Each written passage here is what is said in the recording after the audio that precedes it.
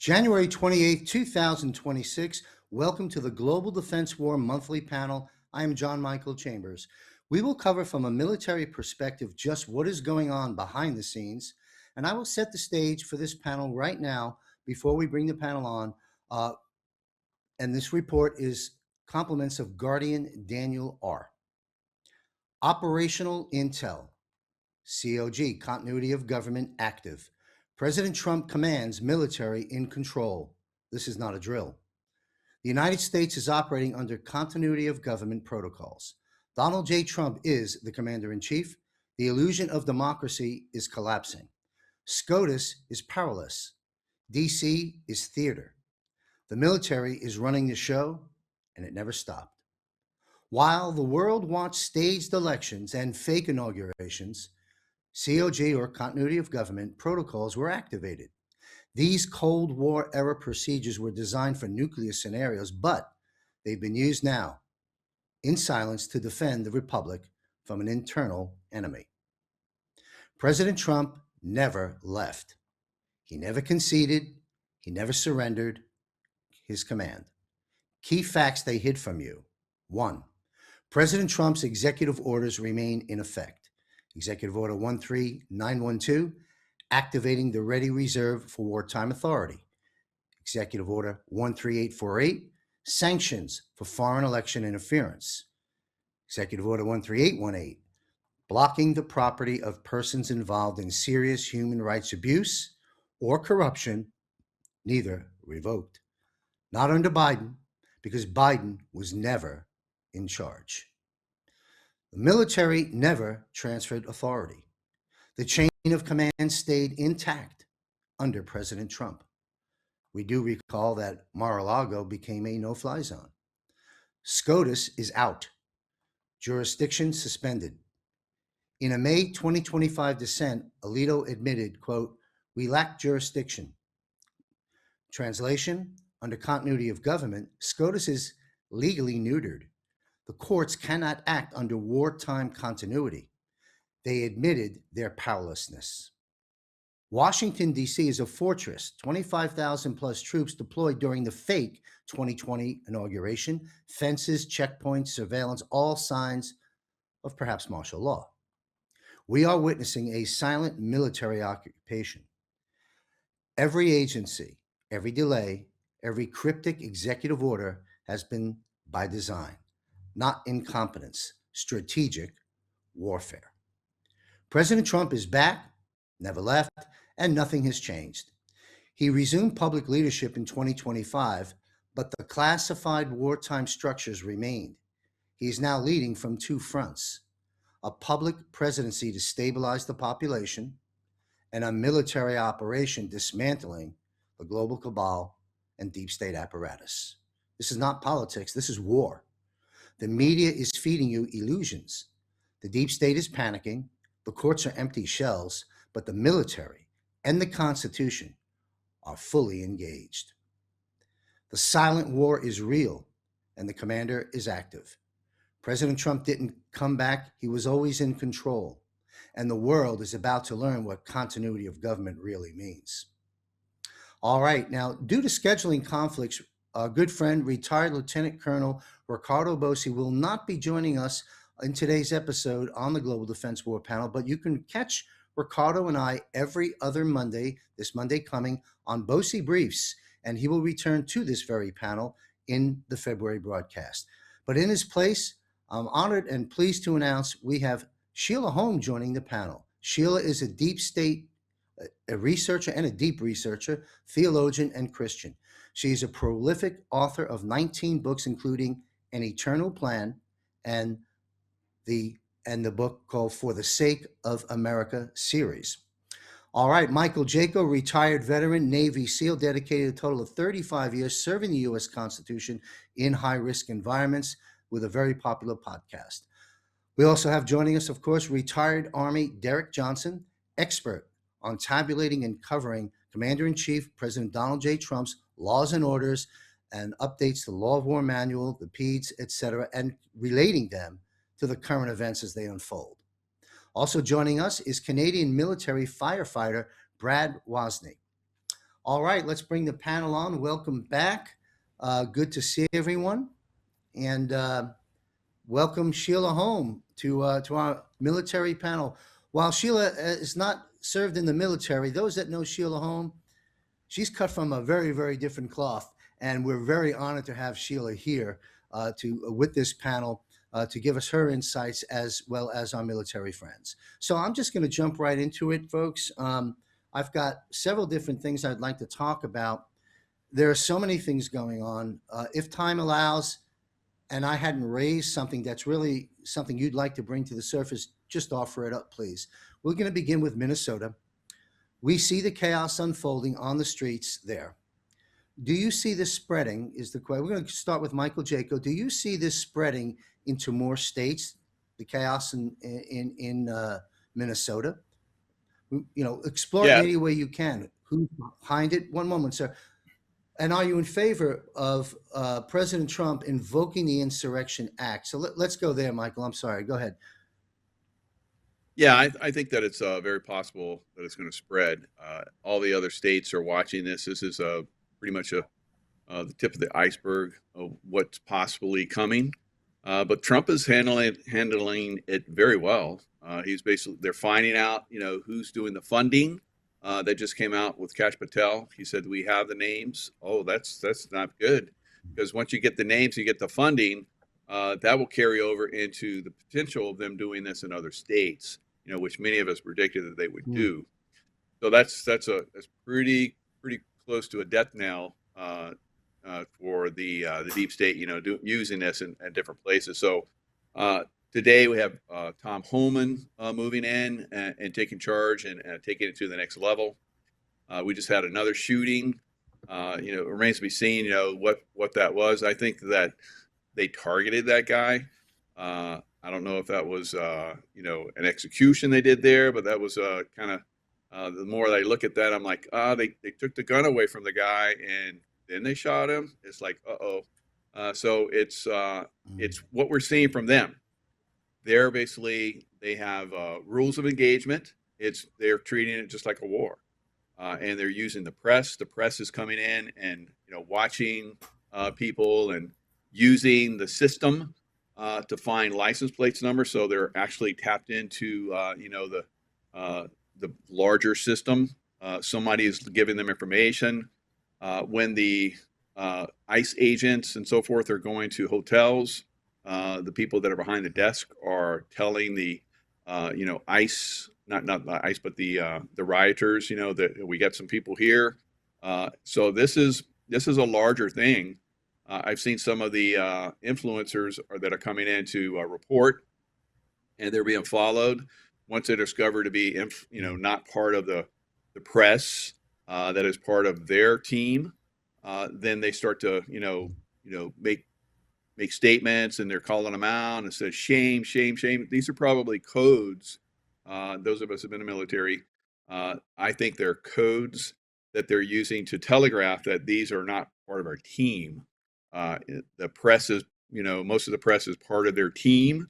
There's many people within the political establishment are part of their team that's being exposed.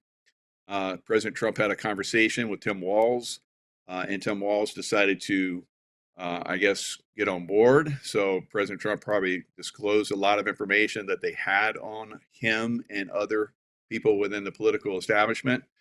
So Tim Walz, I think within hours or so, they sent the police that had been handcuffed by the political establishment. They went in and started arresting people. Now, I did a show just before that, and I was saying, we need to go in and start arresting these people and determining who is being paid, who is a paid agitator. Because most of these people there, it's not an organic system where people within the community are like, we want the ICE agents out. Of course, there's some of those, but I think most of them are paid agitators. They're trained, just like military would be trained to do different, contact and, cause problems and so forth. We've seen a lot of that happening with these groups. ICE will go in to do an arrest.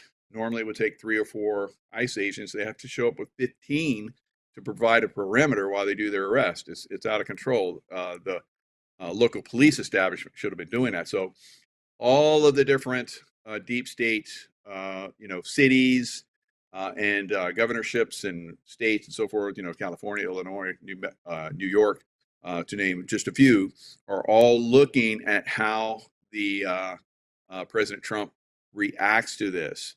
And if they do a trip up, which, the recent shooting could end up being a little trip up, but, both sides are going to have little trip ups. And, things are going to be established, things are going to be revealed that are really going to, bring this all to a head. But yeah, I do believe this is just the tip of the iceberg. It will spread to other states. They'll adapt. They'll overcome the problems maybe Minnesota is having right now, and they'll just like they did with the election stealing. They adapted in every single state. If a state came up with, okay, we're going to vote like this, then they would the machines broke, and they always had a fix. So that's why we're not getting a lot of information from the get-go, because they're trying to cover this, to cover their actions. If I'm doing an ambush on somebody, I'm not going to telegraph I'm going to do an ambush on somebody. We're gonna set it up, and so they're going to show up, and we're going to take them down. From that point on, then the deep state's going to know, okay, this is the way they reacted, this is the way they organized, this is the way they took this down. So they're going to adapt. So it's adaptation that's happening on both sides. So we're going to see this go forward like that. We'll make inroads like we're doing right now, I believe, and then they'll adapt, and they'll make it more difficult, or they'll work around. This is the way war works. So we're at war with the deep state here in America now. So it's going to increase. It's going to get more difficult. It's going to get more intense. Bullets are really close to flying. I won't say that we're waiting for that, but we're close to that. And once that happens, then we'll probably see insurrection, and we'll talk about that too. Insurrection Act. Wow.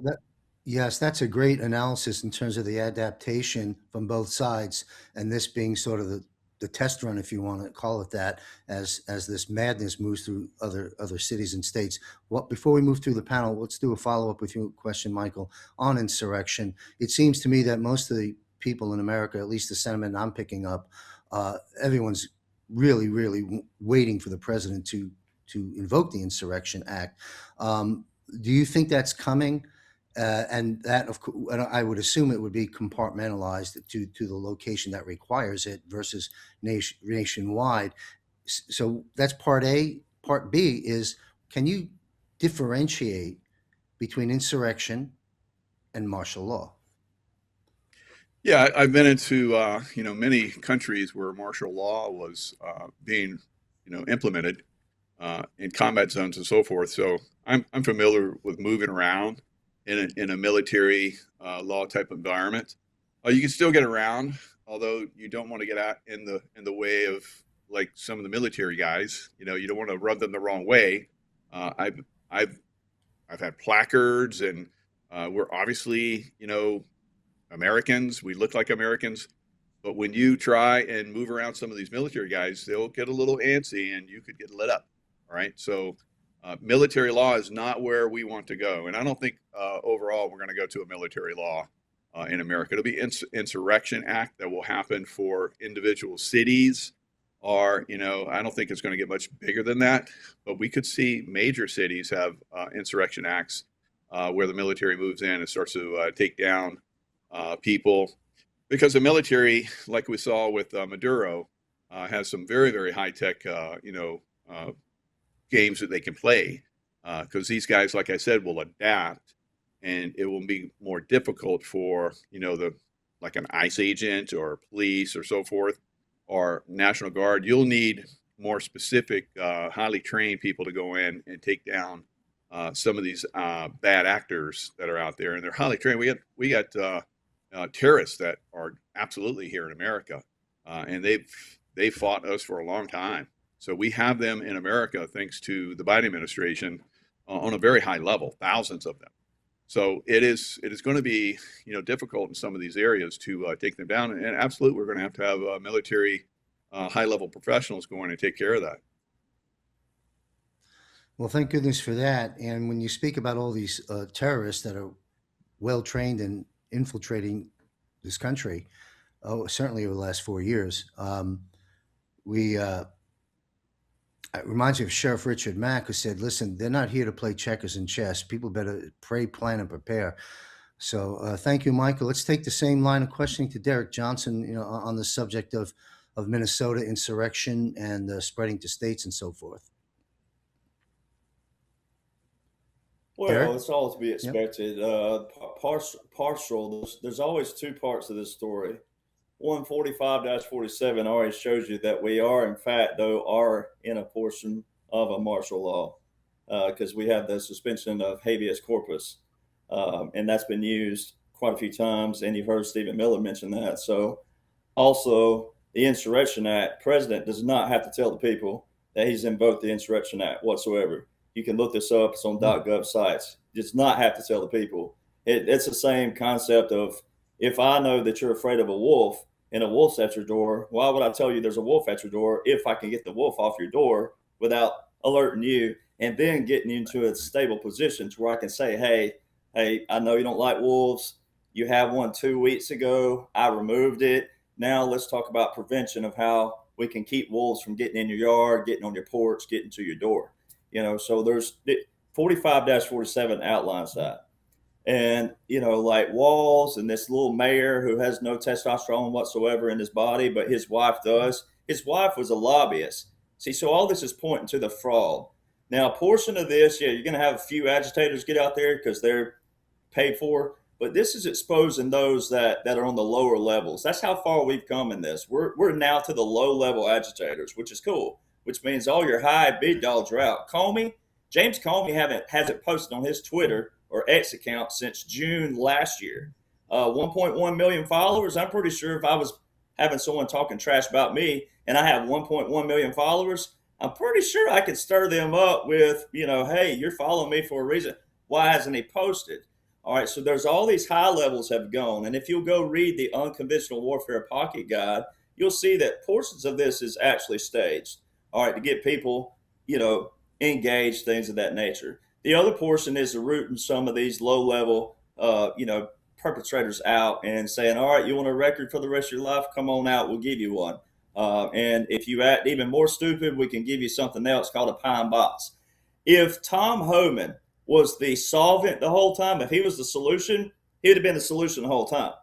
See, that's how you go by principles. People don't live by principles anymore, right? The principle is if Walls wanted to work, if this was all real in real time, if Walls and this mayor wanted to work with President Trump, it would have never escalated to all this publicity and the stink that they've caused if they truly cared about Minnesotans, right? Because Tom Homan's always been there.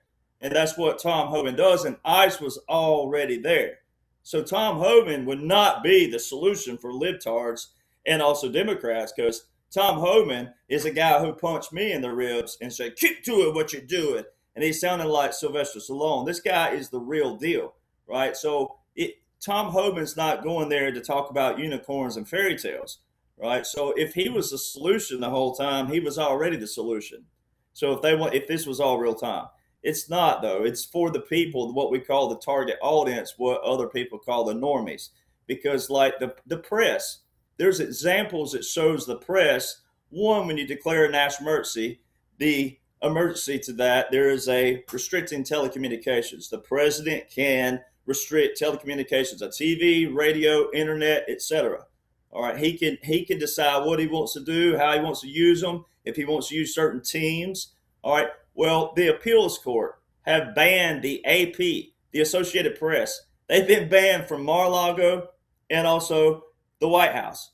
All right, the Associated Press now, AP, they're still reporting though, but what are they talking about? So a lot of this is still seeing what certain people are going to do. And Elon put a list out a couple weeks ago of all the news outlets that are fraudulent, and President Trump is still hammering those. So some of this is to see what certain people are writing, possibly, but the ones on the ground, what they're reporting, some of it's distraction because this is all operational. Now, on the bigger picture, talking about martial law, first off, is a military government.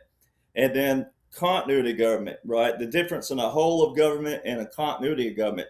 You heard, quote unquote, Joe mention whole of government from 21 to 25, but then there's an executive order of an invocation of a continuity government. All right, well, I have reason to believe And I don't know when and how they're going to show it in history, but back during January 2021, when the world thought, man, the world was ending, J6 was going on, all this other stuff, there were a lot of things happening in DC. And I sent a video to a buddy of mine. I said, what is this? I said, you ought to know exactly what this is, because that's what we did with air and missile defense. Why is President Trump talking about the Golden Dome so much? That was my MO as in the military, air and missile defense. All right. We know missiles, like nobody's business. Aircraft, ground to air, air to ground. We know missiles. All right. What they were showing in DC at that time period looked like a thing called CRAM. And CRAM is new technology that can knock out a nuclear weapon from the sky, like a missile. All right. And this stuff that they were shooting at that time looked just like CRAM around DC. All right. There were aircraft, military aircraft all over DC from 21, 22, 23 in DC. The Department of War now, but the old Department of Defense, aircraft, our own military has to request clearance to fly into DC. What were tankers, stratotankers, and refuelers doing all over KC, the extenders? What were they doing all over DC, flying multiple circles over DC? Now, Jaco can answer that because of the tunnels and special operations, etc. This is unprecedented. All right, so I have reason to believe that we were under a nuclear attack, because what was the last? When you trap the global enemy? All right, they had COVID. That was a biological retaliation. Then they would have had a nuclear retaliation. All right, we bombed the hell out of Iran. We bombed the hell out of Yemen. We've been doing that. These are all executive orders from Obama and Jimmy Carter. All right, so they were on their last stand then, not right now. This is not the last stand. This is the remnants of the residue of the, I guess we could probably on here, the shit that's left from the shit, as says, out of these nations. That's where we are right now. So I have reason to believe when we left the idiot Nuclear Range Forces Treaty in 2018, it all ties into this. All right. And President Trump had them trapped, and it wasn't him, it's the generals, the admirals, but he's the face of it. They're all trapped. All right. And quote unquote, Kamala just said this recently. All right. On her interview with Jimmy Kimmel. Right. This is all strategic. She said this has been decades in planning. All right. So if it's been decades in planning, it's going to have to end at some point. You can't keep dragging this out like some people think we're doing.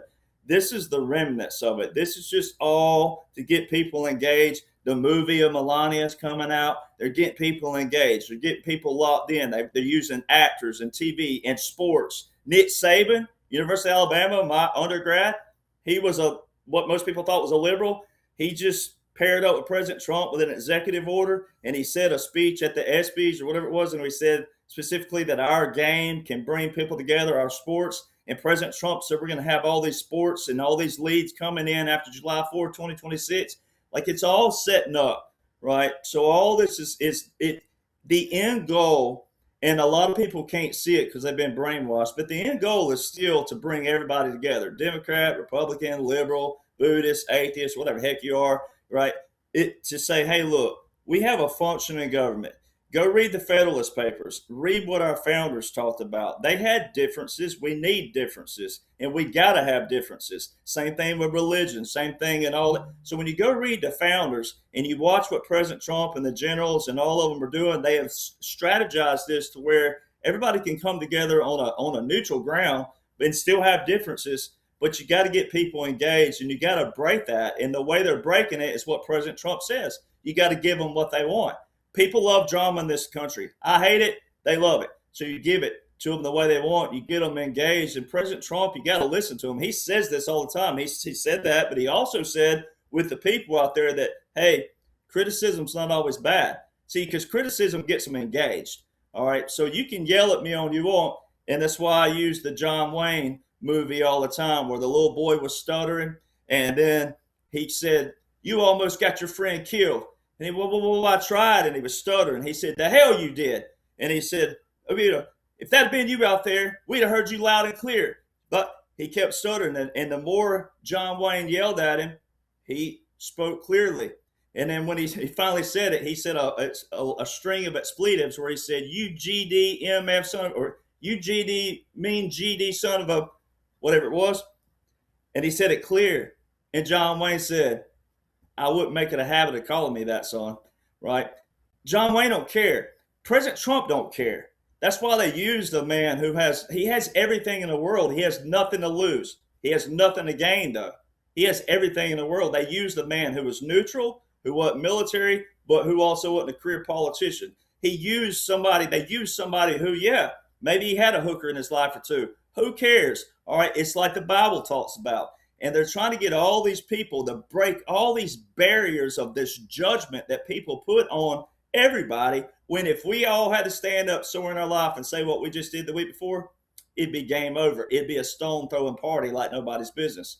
So I think a lot of people need to study more unconventional warfare, irregular warfare. Those are the missing pieces that people are missing right now, that's going to tie in what's taking place lawfully if they know the laws and the orders. You can't just have laws and orders, because this required an extensive military plan, but some of that has been implemented. And an insurrection act is just where President Trump can federally deploy troops with civil authorities. Well, we've already done that. We've already done that. So, that's already been on display. And now it's going to go to other cities. California will be next, but in different places. New Orleans, he mentioned. But certain, like Memphis, I think it was, and New Orleans, they capitulated. He put that in a post like a week ago. He said that they worked with us. So that's already happened, though. This is just step by step. And then Minnesota's exposing all the fraud, the smileys, and billions of dollars. I mean, think of billions of dollars out of Minnesota alone. So it's a lot of things going on to unpack, but most of this stuff's already happened. This is just bringing in the target audience to get them engaged, bait, and switch. Interesting perspectives. And, you basically unconventional warfare, fifth generational warfare is what we're witnessing take place. And you mentioned uniting us at somewhere in your dialogue. And I think the more things that get exposed, we're in exposure phase as well, and that'll escalate later. I think the unity is going to come together, because not with everyone, of course, the crazies will remain so, but a lot of people will start to operate off right versus wrong versus parties. Same question with Minnesota insurrection, et cetera. Brad Wozni, if you'd like to take that on.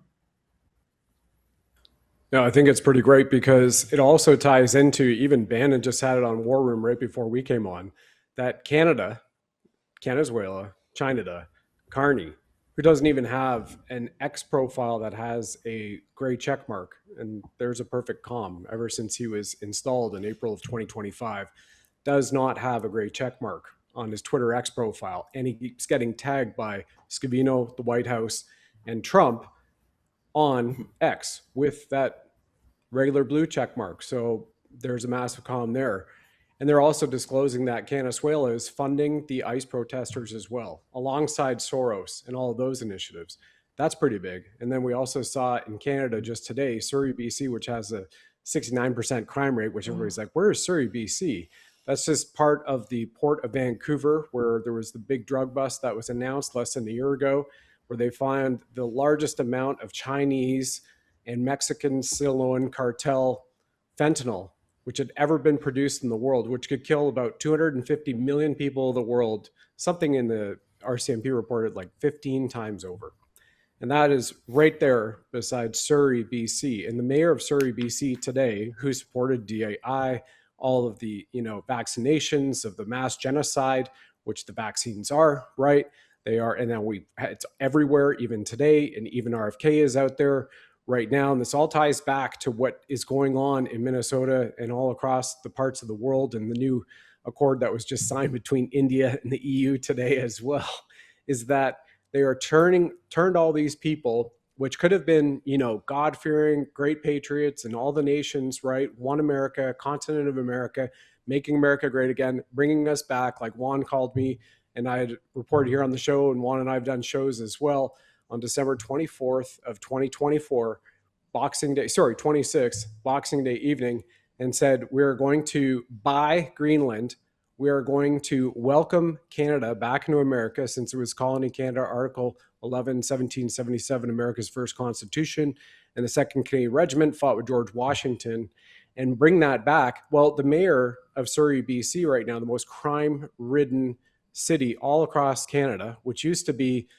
full on, mostly white populated and Native American Indian populated. You just go back a few generations and see that, said, we are calling upon Ottawa to send in the military to help us clean this up because of the Indian gangs from India, the one right beside Pakistan, Indian gang warfare, which is going on, and we can't handle it. The RCMP can't handle it. The local police can't handle it. And a lot of them are on the take as well, as it's been exposed. So that Insurrection Act and the fact that it's just played out on Bannon's War Room, and I believe Alex Jones just picked up that story too, that Canada is funding the Minnesota ICE protests. 2 months ago, we just had Doug Ford, the Premier of Ontario, caught with a $111 million ad doing election interference in America, and Trump even called it out at the White House and said that he would be under investigation for election interference. So all of this, I think, is to try to pull everybody together, John, and for your audience, to say that, okay, it's not just Minnesota, but it's other places, and preparing everybody to watch the gauntlet start to be dropped, because we have, what did Tom Homan just call it a few hours ago? Operation Metro Surge. And, he posted on X a few hours ago, said, I met with Governor Tim Walz, and I met with the other Minnesota representatives, and they're going to work with us. That's what Tom Homan just posted. It's up on the White House page right now. They re-truthed it, re-X'd it as well. So it's really potent and it's powerful. And if everybody wants to Derek, who just so eloquently pulls everything together with everything he knows from his photographic memory and the EOs, his background, remember that it was only a few years ago on Michael Jaco's birthday, Derek and I are in Cheyenne, Wyoming, and Juan O'Savin treated us and a whole bunch of other people to an absolute spectacle. And I had just shown up, and I was there for about 2 hours, and Louis Herms is standing on my right, and there's a speaker up at this little thing called the Truth Tour. And I had just met Louis. I mean, we've been meeting online through Zooms, but in person the first time. And Louis is on the phone, and I'm like, what? This is kind of interruptive. We're at the back here, and there's his speaker and the Truth Tour talking up there. What's going on? And he goes, Juan O'Savin wants to know where we are at the Kiwanis Community Center, I-25, Cheyenne, Wyoming. Okay. And he goes, I think he's going to arrive here by helicopter. Maybe about 20 minutes go by. Derek's outside. Louis joins him. Derek's doing a live stream. I'm up on the mic 7 or 8 minutes in to giving my presentation on what's going on.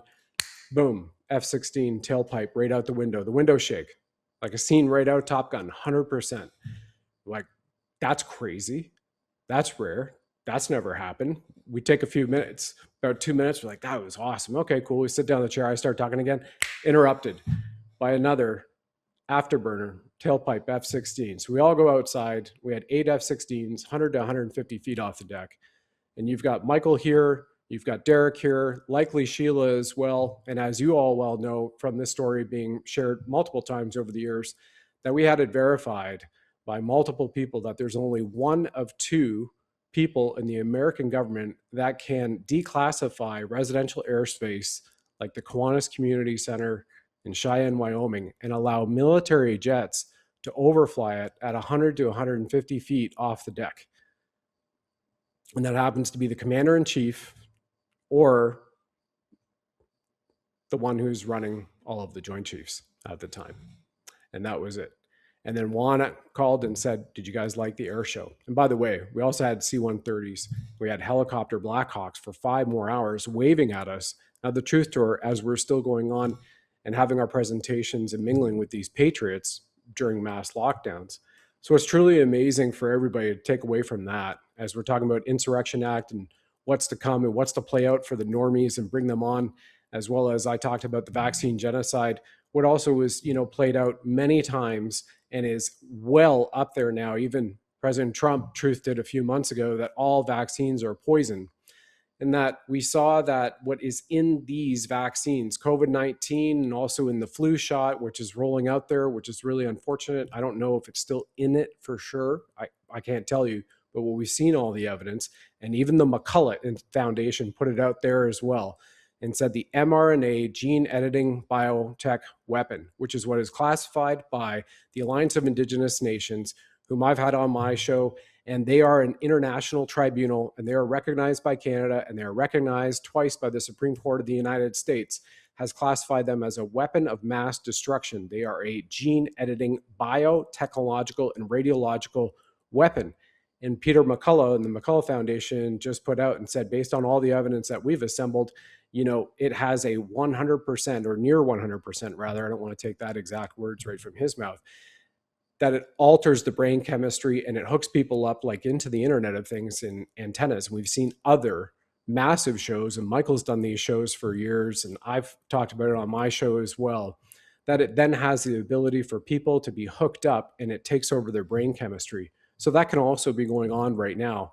And that 5th generation or 5G warfare you were talking about, the spiritual level, the emotional, the physical, the financial, the enslavement, everything which has been happening to us in the medical, I think it's all coming to a culmination because you're seeing, as Derek just so perfectly put it, it's the residue, it's the mid-level and the lower level that still need to be removed. And what did President Trump just do last week as I wrap up here?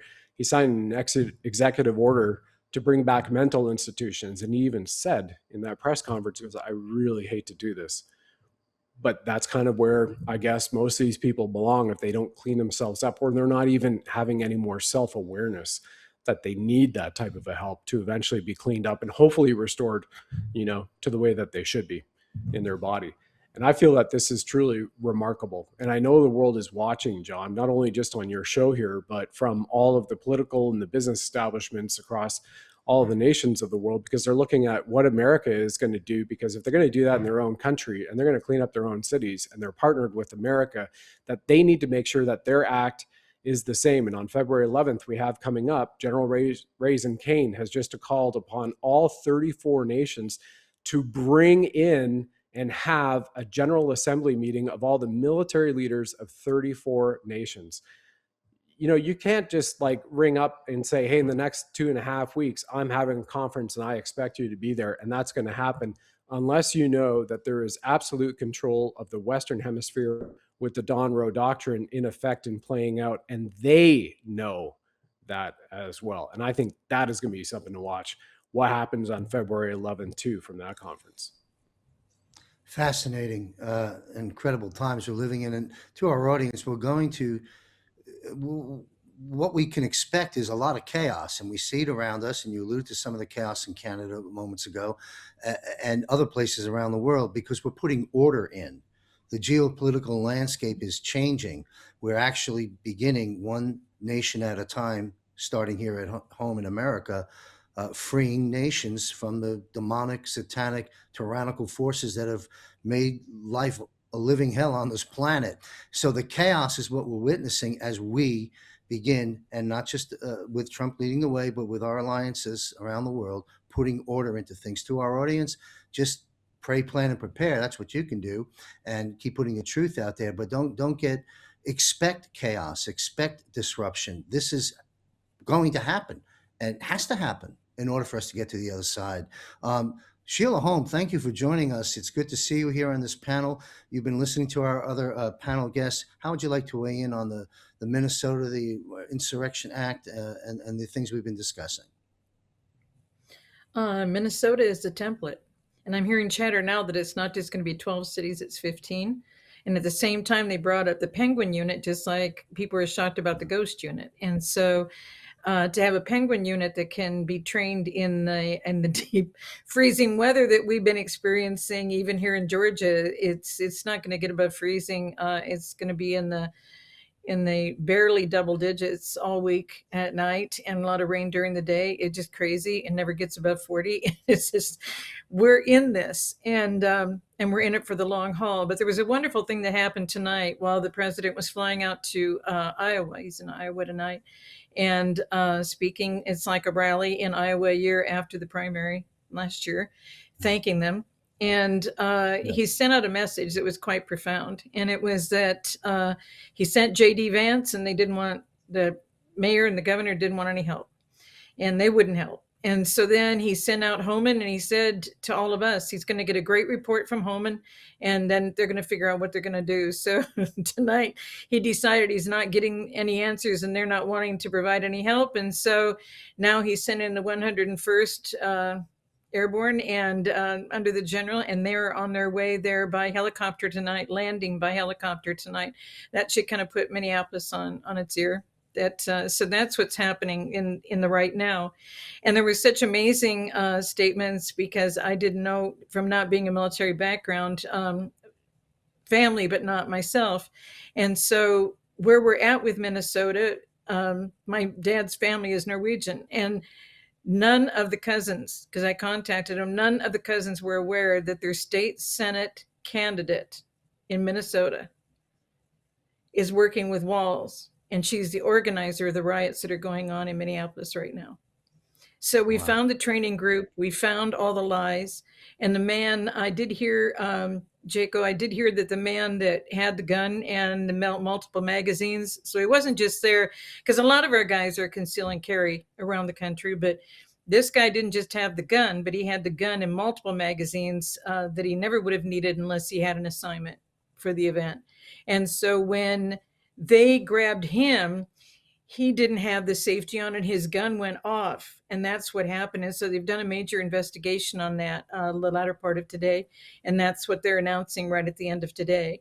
There is a problem with the Insurrection Act. If the Insurrection Act, as it happened with Abraham Lincoln, when that happens and you go into a civil war, you cannot recover the republic. And that's why they didn't hold on to the republic, just for Grant was the last president right after the Civil War. And so where we're at right now is there's two things that have gone on. And Derek had mentioned the unconventional warfare. So that manual has been shared, and I've shared that with many people. The other one is military government. And military government is a lot about what we have going on right now because of the transition, I believe, between the corporation, because you have to unpeel the whole thing, or everybody's involved in sedition, because you can't have two governments at one time. And so I think Derek was very gently covering all of that as to how we hold all this together during this time on this transition. And so where we're at right now is that this military government was just an outline signed in 1949. That's, I believe, what Eisenhower gave unto President Kennedy. And that military government, they confirmed, was just an outline. So they said on these bullet points, and it's only like 53 pages at that time, much bigger now, big notebook now. So what they said was, this is going to give you the outline that you're going to follow, and you're going to get ready, because the Q team has tried this 6-7 times since the Civil War. And it just hasn't worked. Lost a lot of lives, but didn't get through. We had to have a Trump to come in and stand in. He and President Kennedy were the two that never got attached to the corporation. Neither one of them took a salary from the corporation. They kept themselves completely independent of the corporation. And so what we have going on right now, by Minnesota being a template, is that Minnesota, what is happening is identical across the country. And it's the same with the cartels. These guys are all coordinated with and funded by our government through our taxes. And so what we have is a battle on our land. And that's why the summary is very similar to what Derek and Jaco were going over earlier, is that these guys knew exactly what to do. Our guys have captured all of the signal communications, and they said everything is exactly like it was in Afghanistan, exactly like it was in Iraq. These guys are operating in the same way as those who were operating this way when we were on the other side of the world. So now here we are in our own land, and we've got people internally, legal Americans, helping this happen in America with our money. And so it's much deeper than people realize. It's not going to be quick. It's not going to be handled quick. But our military has been trained up in a military government structure so that they're ready to help the people that need the help. And they're ready to stand in with the people who want the help. And it's just now turned in Minnesota, where the people themselves are coming forward and asking ICE what they can do. It took all of this to get us to this point. So when they were ramming him with a car, Yeah, I think you guys saw that whole thing, and all the media said was they didn't run over his body. She didn't run over his body. But then we found the rap sheet. I put out the Lake and Riley, and then we got the rap sheet. The woman had a horrendous rap sheet. Then we find out she's been trained. That led us to the group that's training him. That led us to the state Senate candidate that knows that she's the organizer over the training and choosing the people to be involved in certain tasks and activities. And all of this, as Derek and Jaco were already confirming, was highly organized, highly set up. They know exactly what they're doing. They're able to communicate with each other. This is not a random situation, and it's not a regular protest. These people know what they're doing. They've been trained how to resist and to fight against ICE. They know exactly what's going on.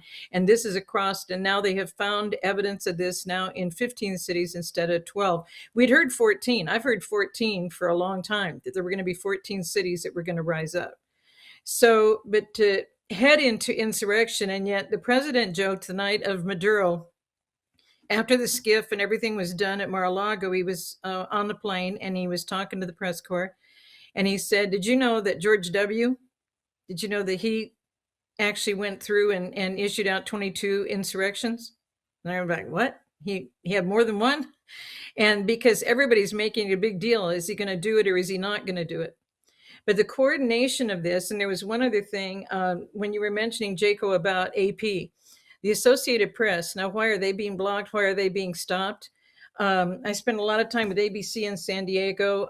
There were plans to do things with ABC in San Diego, and I'm glad I didn't go any further in the contracting with San Diego's ABC station.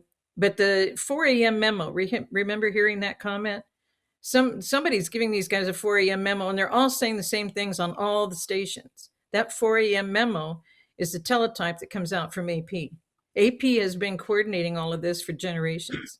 And so they've known, and it's way beyond Mockingbird Media now, because it's actually a format and structure that all of the nations tune into, all of the nations involved. We never wrote anything originally. It all came off of the AP wire every morning at 4 a.m. Reminds me of Good Morning Vietnam, where Robin Williams, the actor, of course, grabbing the fake reports off the thing, and just 7 people did not get killed today in the bar, and so forth and so on. They've been, and now it's on steroids. To your point, you raised a lot of great things there, Sheila, and a couple of comments. Soundbite, of course, but you're right. This began with JFK, who didn't sign up with the Corp, and President DJT is going to finish it off, who also is not acquiescing to the Corp, and in fact ended it. And this has been a plan long in the making, as everyone on this panel well knows. And last comment I have, based on some of the content you provided, Sheila, is these insurrectionists, these funded people, these agitators, whatever word you like to use for them, they don't, yes, disruptive, and it's going to get worse before it gets better, but they have no idea what they're up against. The military and the intelligence, they have no clue. And we've already won this in many ways, but it's got to play out. And so it does. So thank you all very much for taking that on. I want to bring us to Caroline Levitt, who said, quote, Barack Obama attempted to overthrow the U.S. government in 2016, the sitting president in 2017, and then effectively overthrew the election of 2020. He and his friends in the different agencies. The DNI has also released, of course, the evidence of election theft of 2020. It is now a fact. We've known this, and many Americans who are awake knew this, but this is now a fact validated within the administration. President Trump last week at Davos, we know what he said, I'm paraphrasing, he said they stole the election. Everybody knows that. And then he said this, prosecutions are coming soon. So we'll go back to the top of the panel with Michael Jaco. Michael, what do you make of President Trump's statement concerning prosecutions coming soon in light of the election theft? What do you believe the course of action is necessary to right that wrong now that it's been validated to be true? What's next when he says prosecutions are coming soon, and how do we right the wrong of 2020 election? As Juan says, it ain't over yet. How do you see this playing out? This is a big deal. As Trump said, it should be big breaking news, and it's just like nothing. This is unbelievable. They stole the United States of America, and the former president orchestrated it within the agencies. Of course, we overthrew ourselves. By and large, it was external as well. Anyway, I'm rambling here. Michael, you want to take this on? How do you see it playing out with the statements that the president just made? Yeah, there's so many people involved. I mean, you look at CIA, John Brennan. He basically was, the head of, trying to take Trump down. I like what Derek says. A lot of these guys, they got these, X accounts and so forth with all these people on them, like Clapper, and we haven't heard anything from them for a long time. I remember when President Trump first came in, John Brennan was like every day bashing President Trump. We haven't heard from him in a long time. I just had a gentleman on my show that talked about how he's treasonous, and when the real information starts to come out just on John Brennan, it's going to blow everybody away. So we have multiple people that were involved in this election fraud and election steal, going all the way to China. So once we start to see all of these people that have been involved and have caused this problem, like President Trump said during his speech at the WEF conference, he's coming after them. There's massive amounts of fraud. The new world order is dead. There is no. It's the old world order, and the new world is us. Basically overcoming this extreme corruption, treasonous activities. So we know what happens to people that commit treason. And, President Trump came out with firing squads again. He voted that, signed that back in. So in his last term. So we're moving in that direction. So a lot of people know that they're, on shaky grounds. I think probably some of them have already been dealt with. Probably a lot of them, actually. Like we're talking about. We haven't heard from some of these people in a long time. Why? Because they're no longer around. Maybe it gets to Gitmo or Guam or Seychelles or wherever wherever we have these new holdings, because there's a lot of people that have committed crimes, and just Gitmo is not big enough for all of them. They got barges down there, all kind of crazy stuff, but the number of people that are going to be filling some of these prisons is astronomical. So when does it come out for the public? What everybody wants to see. They want to see these public, trials and executions and people going to jail and so forth. It's coming. You have to just be patient. A lot of us that are military, these things take time. A lot of the stuff that I did when I was in the military still hasn't come out. A lot of the things that I did when I was in the CIA still have not come out.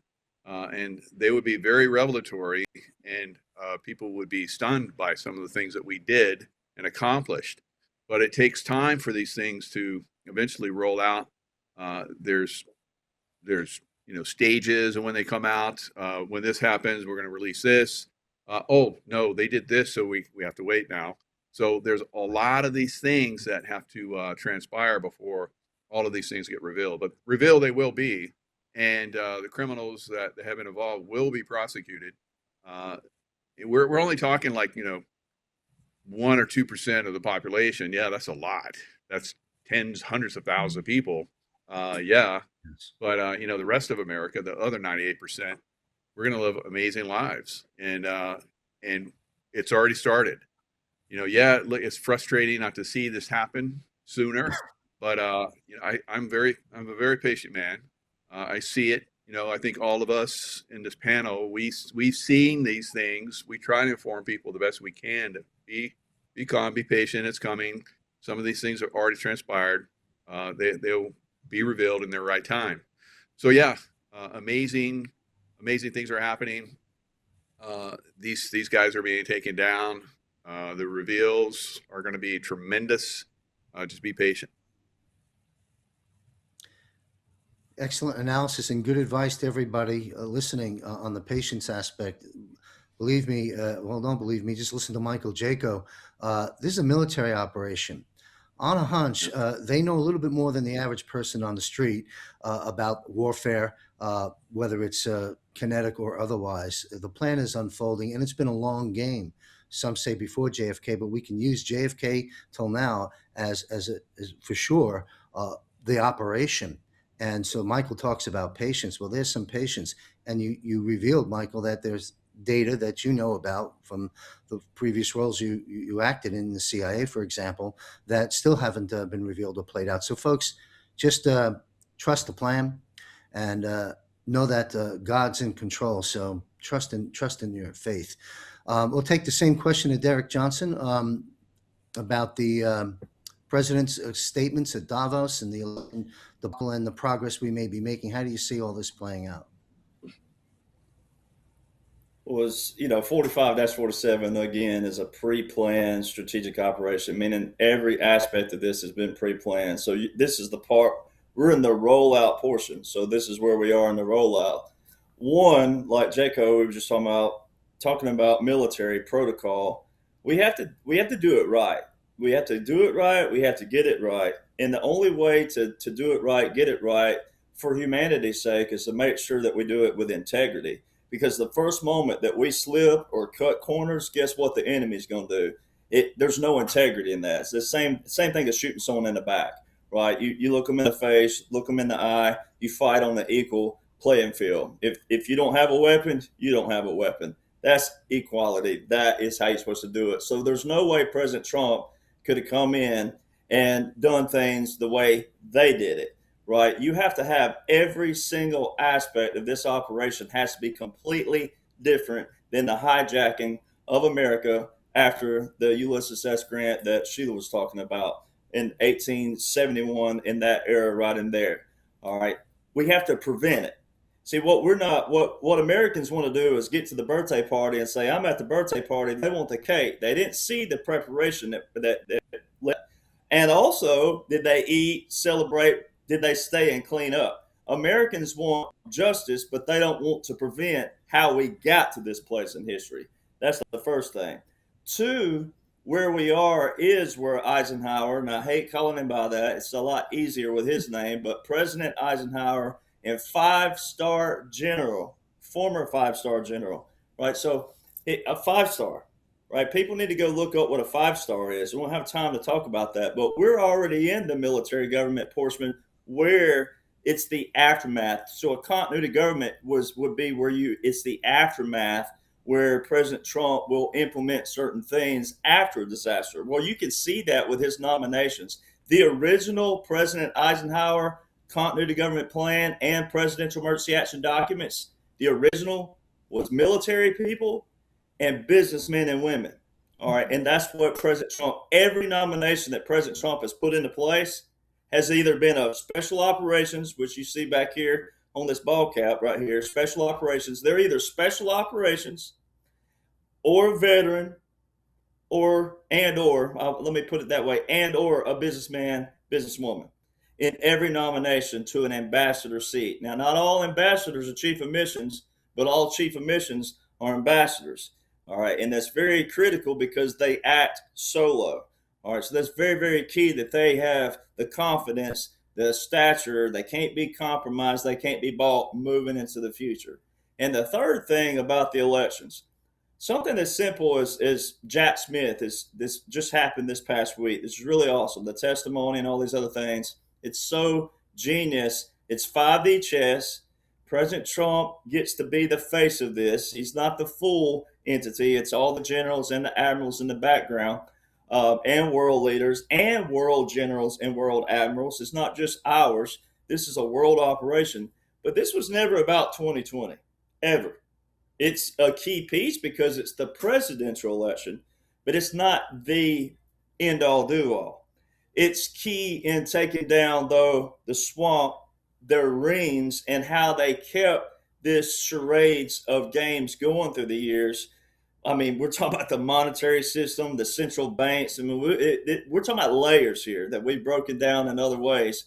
But getting to the election more specifically, there's a few things that can just outline how the whole thing's in operation. One, here's an external that it conjoins in a completely different manner. Fauci, a week before President Trump took the oath, January the 20th, 2017, Anthony Fauci, was at Georgetown University. And he said in a few years, specifically, a few years, that this administration, the upcoming administration, will face a pandemic. How do you know that? All right. You can go back and you can look at about 2 or 3 executive orders by Obama that outline pandemics. All right. Then you know about Bill Gates and Gavi and all his other ties in. And then why would you raise $400 billion, $400 billion, not million, $400 billion, and go into third world countries and present vaccines? If you cared about humanity and you're going into third world countries, you would be fixing their water, their irrigation systems, their water, their rivers, their streams, that water, what most of our body operates on, not vaccines. All right, so you saw Bill Gates capitulate to President Trump. You've seen Bill Gates, Tim Cook of Apple, you've seen Jeff Bezos, you've seen Mark Zuckerberg, all capitulated. All right, now I'm not here to debate if they're good or bad ultimately, but they capitulated for the target audience to see. They're all working with President Trump for the target audience to see. Same thing with Elon Musk, same thing. But that's an external factor because in 2018, President Trump has a national biodefense strategy. Go read that. We'll read it word for word. 2018, word for word, the national biodefense strategy is exactly what took place in 2020. So President Trump, they already knew. They knew what the enemy could pull in their retaliation. So that's an external factor. The internal factor is Executive Order 13848 that you mentioned in the pre-show, right? It's 13848 with the national emergency that President Trump signed and declared September the 12th, 2018. And in there is a key line. It says, although no foreign power has altered the outcome, or that little conjunction, or vote tabulation in any United States election. It didn't say one, two, a few, many. It said in any. No foreign power has altered the outcome, meaning the whole thing, or vote tabulation. Vote tabulation is January the 6th, the day that they count electoral votes. President Trump sued the 7 swing states December the 14th, 2020. So Nevada, Wisconsin, North Carolina, that crew. The same 7 swing states of 2020 were the same in 2024? No. And he won all of them. All right, that shows strategic. All right, so that knocks out any other court case out there because the whole thing is there. Now, this Jack Smith thing, the Jack Smith, President Trump's case versus United States with the Jack Smith, it specifically talks about how they have to prove how he was appointed lawfully, that Congress can create only Congress can create that office. And then it talks about the appointments clause, which is Article 2 of the Constitution. All right, presidential nomination, Senate confirmation. Who was Jack Smith appointed by? Merrick Garland, Attorney General. Not quote unquote Joe, not quote, is it? So it's a wrap. Then go look at the conclusion of it. It's only like 3 sentences in the conclusion. And it's talking about how the court should grant a stay. And it said that Jack Smith is no more than an emperor in clothes. And then it says that Patrick Mahomes, the quarterback of the Kansas City Chiefs, Kim Kardashian, and Mick Jagger have more standing than Jack Smith. Now, President Trump, if this was in a real normal situation, that right there, jokes with the bar attorneys, with the bar judges, that's not decorum whatsoever. All right. And so that shows you right there the whole thing's an operation because they're putting some funnies, some humorous Patrick Mahomes and Mick Jagger and Kim Kardashian in a conclusion of a massive Supreme Court docket case. All right, that's 23A 745 if people want to look that up on Supreme Court dockets. So that little entity. And then the National Guard, Jaco, Brad, we all know military orders are not continuous orders. They're not continuous, meaning like they have to have congressional authorization because the Constitution does say the president is the commander-in-chief of the Army and the Navy, and then Congress declares the wars. Well, this is where the Congress messed up in the years because of their wanting to have more control They amended the War Powers Act of 41 and 42 and 73.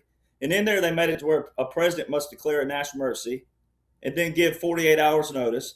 He only had 60 days with the military and a 30-day withdrawal, a total of 90 days. All right.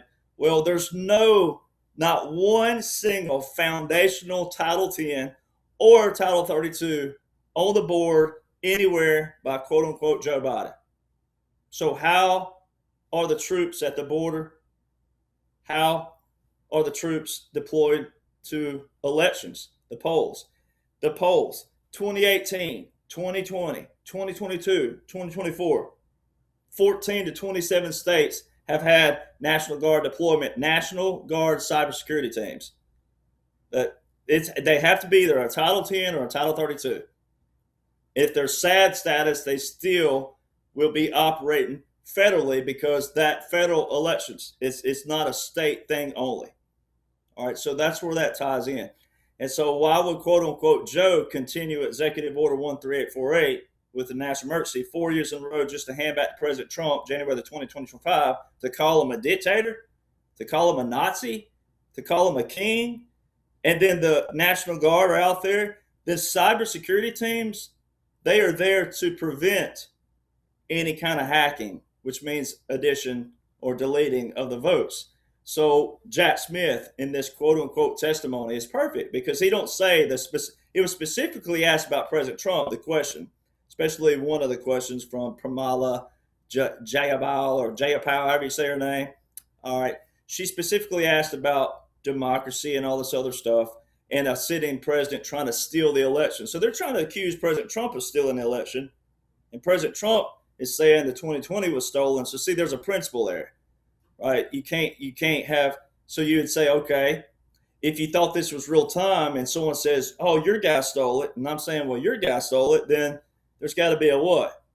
A common denominator. Well, the National Guard is that common denominator. And they will have all the real numbers because we, the military, we work with analog, not digital, which means we can't be hacked. All right. And Colonel Lennox that's on here, friends of ours, but a friend of mine especially, he specifically worked in this field, and he specifically tells people, hey, our systems were set up not to be audited.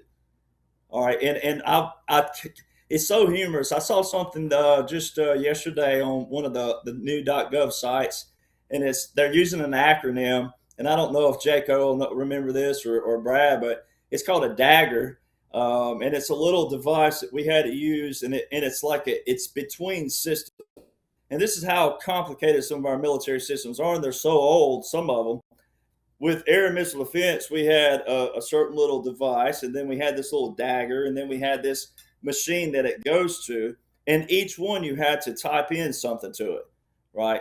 Every little thing. So, but if you messed up anywhere along the way, you had to go all the way back to the beginning and go again. All right, that's how our systems are. All right, and so that's why this is so humorous in another manner, because it's that simple for the people out there who really do want to know what's going on, and to give you some peace, comfort, whatever, or even really excitement and fuzzy feeling in your heart, because that's what makes people like me over here laugh, because I have worked these systems and know that, okay, these systems they're complicated when you're working with them, but whenever you have the results, you know what it took to get to those results. And the National Guard have every result from 2018, 2020, 2022, 2024 elections. And it was never about 2020. And there's certain things that can show you that the whole thing was a trap, and it trapped every entity on every aspect, and they come to a Trump wall everywhere they go. And that's why he uses the term white flag of surrender all the time. They're not telling on them. They're not snitching. They're making these people come to the walls, even though it's a target audience and it's all a movie and it's all pre-planned. But for the people that thinks it's real, every one of these entities are coming to a wall, and they're going to have to raise a white flag. Tim Walz, raise a white flag, right? Mayor Frey, raise the white flag. Tom Homan. So, we already know Tom Homan's in control of everything, well, ICE. So if Tom Homan was the answer, he was the answer the whole time. right? You would have never had to brought him in for the Minnesota thing. So see, it shows the whole thing when people dissect it and flip the picture around. But you do have to know still unconventional warfare, irregular warfare, some hybrid warfare, and know that yes, JFK was the main driving factor in guerrilla warfare, being in special operations, but more not just special operations, but military as a whole, to be critical thinkers, strategic thinkers, not just certain entities of our military. And President Trump is the first person, and Jaco can tell you this especially because he's been on these operations in years past, but President Trump is the first to implement the tunnel warfare in a strategic plan. And you're seeing that right now as well. And Israel's talking about Gaza and how they can't, they can't get Hamas, and they're Hamas, but Hamas is going to surrender and give us all their tunnel information. This stuff is entrenched, all pun intended, with layers and layers and layers of what's taking place. So, a lot of the 2020 election, it wasn't a distraction in another manner, but it is in another manner, meaning that the actual stealing of the elections were the Dominion systems, Venezuela, and then the swing states, the battleground states. That's how they kept certain people in place to keep their checks and balances going with their money, with their reins, and what they were doing. And it could keep going naturally. We could talk about this forever, but especially like child trafficking, sex trafficking, human trafficking. You hear people out there say, why is it more prevalent? Why wouldn't we see it? Why wouldn't I see a child taken? I'm like, you don't understand. It don't work like that. They don't need every child. They do this in discreet, but the ones they do get, right, it's massive money on their side of things, and that's how they did all this. But anyway, we could keep going. I'll be quiet. Well, thanks, Derek. You raised a lot of great points. I'll just focus our audience on one takeaway, and that is that, as you stated, the so-called Joe Biden administration for 4 years didn't revoke some of these critical executive orders, and I think that's a door opener for people to start going down the rabbit holes and arrive at a place that this panel is already at. Same question to Brad Wozni, discussing the election debacle, and again, Barack Obama. President Trump, we remember the press conference a while back where he talked about treason and the punishment for treason for those that have committed it. He reminds us of that, and recently in Davos, reminding us that we caught them, they did it, and they'll be prosecuted soon. So what's your views of all that? Well, John, you've had him on the show. I think he's a national treasure. West Point grad, 1961. The man who co-drafted America First for President Trump, Major General Paul E. Vallely. And I was just talking with him 2 days ago. And you can go to August and you can go to June of 2010. And General Vallely is out there saying that we need to invoke in the Declaration of Independence, which Abraham Lincoln had in his own inauguration speech, the fact that Barry Soetoro, these are the direct quotes from General Vallely on Newsmax and other media outlets, is by de facto a non-U.S. citizen, and as a result of that is deceitful, it is treasonous, and he and other members of Congress and his administration are traitors to the United States of America, its Constitution, and all of its articles, and what it holds so dear. And then, funny enough, just fast forward a few years to about 2014, Obama's on a major network news saying there's this guy named General Vallely who wants to march 250,000 soldiers into Washington and take back the government and throw a coup. Coincidentally, all of a sudden ISIS put, and it still has not been removed, a hit on General Vallely's forehead. That's why, since he went to Syria in 2012, is the oldest general from West Point at 72 years old to lead troops in combat and take fire and return fire as well as his own. He has never been able to go back to that African continent because ISIS still has today that hit on his forehead. So you fast forward to what you just saw and has been repeated here in that incredible conference over at WEF in Davos, where I say, President Trump, that was like the State of the Union address to the world. of the hatchet is coming across, right? People call it the white flag of, surrender. And yeah, sure, from that standpoint. But when you look at the definition of the terms of the Law of War Manual, because we're moving into the Law of Peace Manual, I believe it's already done. It's ready. It's already backstopped, and they've got it printed and ready to roll out when the time is ready. And I believe that's going to be in these next few months, because the Board of the Peace is the precedent which is set for everybody to get the nations on board. And right after that, perfect, you had President Putin issue a press release. We're going to give $1 billion of seized assets to fund the Board of Peace as soon as the war is over in the Ukraine, which is what we want. Then we will join the Board of Peace. We'll have eternal peace. Eternal peace goes right back to Scripture as well. And that's exactly what we want to stand for, right? Like Roosevelt said, walk softly, carry the big stick. And the biggest stick is the FAFO of the Department of War and the U.S. military right now. So what President Trump also pointed out there is we all just saw succinctly, he talked about COVID from Wuhan and China. And as we also know, those biolabs are in Winnipeg, Manitoba. We also know that Dominion Voting Systems, the headquarters for that is in Canada, Venezuela, China. And then we have all of these different, but the headquarters is in Canada, which Trudeau just loved and ponied up to, right? And it's responsible for the stealing of elections consistently over generations, I believe, and it wasn't named Dominion then. And through Operation, through Scorecard and Hammer, as both Lieutenant General Thomas McInerney have pointed out, General Valley, and some of the other amazing retired flag officers, and actually had Lieutenant General McInerney in 2021. You can still see the video online where he had left the White House briefing President Trump about Operation Scorecard and hammered the secret CIA program to flip votes after they had come in, and let President Trump know, yes, you have it all. This is where it's come from as well. And there are members of the SES, deep state members, some of them, perhaps all of them, I don't know, I'm just a BRAD, that have capitulated. We've seen that also through the World Economic Forum. Where do you have that? Well, you have the Secretary of NATO, the head of NATO, Mark Rutte, who just a year ago, the Dutch farmers were pouring pig shit right on his front lawn in the Netherlands, because what did he want to do? He wanted everybody following his, Klaus Schwab, his daddy, and sitting there going, you will eat bugs, you'll be happy, you'll have nothing, and we're going to take the farmland.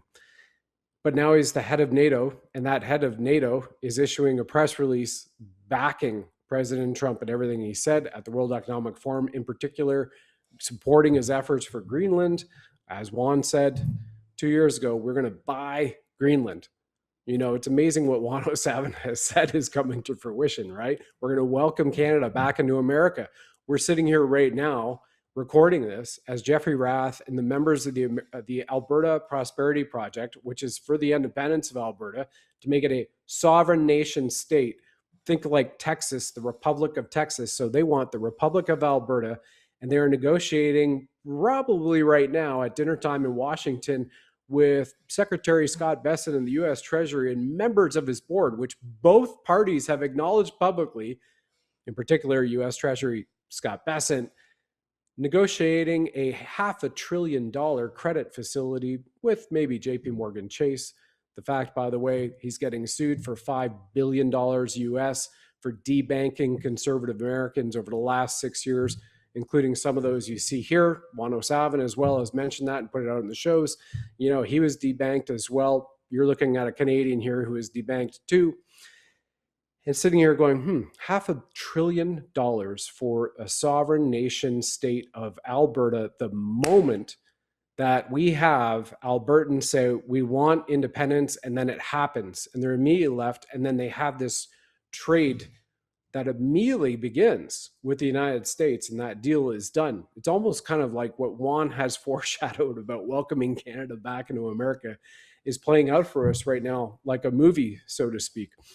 But it's still really real for all of us. And I think the fact that you are seeing the heads starting to roll in a public way in terms of arrests, of course, it would be really nice to see those military tribunals and the ones that we believe have been happening behind the scenes and happen to know. And by the way, Derek's here, who was given a press pass to come to Gitmo And he was already authorized and went through all the security clearances and even received one just over 2.5 years ago in the summertime. So the fact that all of your audience here are going, what is it? Is this really real? We can see some things that we can fact check online. It is pretty amazing. Those executive orders were never revoked or rescinded, during the term of the auto pen Biden. And how we are right now, that we've just come back from that Davos meeting where you can have journalists, independent media guys, chase Trudeau, Burla, Greg Schmidt, or Eric Schmidt rather, and Bill Gates and all these other deep staters, David Sachs, Royal Bank Canada, Christine Lagarde, you name it, down in the streets, which a year ago, and I just had one on the show on Sunday night, Calum Smiles of Vox Populi Media, said you couldn't get that close. It was extremely hard to do that. And there was security everywhere, and literally been told that there are buildings that are empty in Davos right now, which used to be rented out at 75,000 Swiss francs per day, Reuters being one of them, and Reuters was nowhere to be seen. So I think it is truly remarkable what we're seeing that is being played out for the public around the world.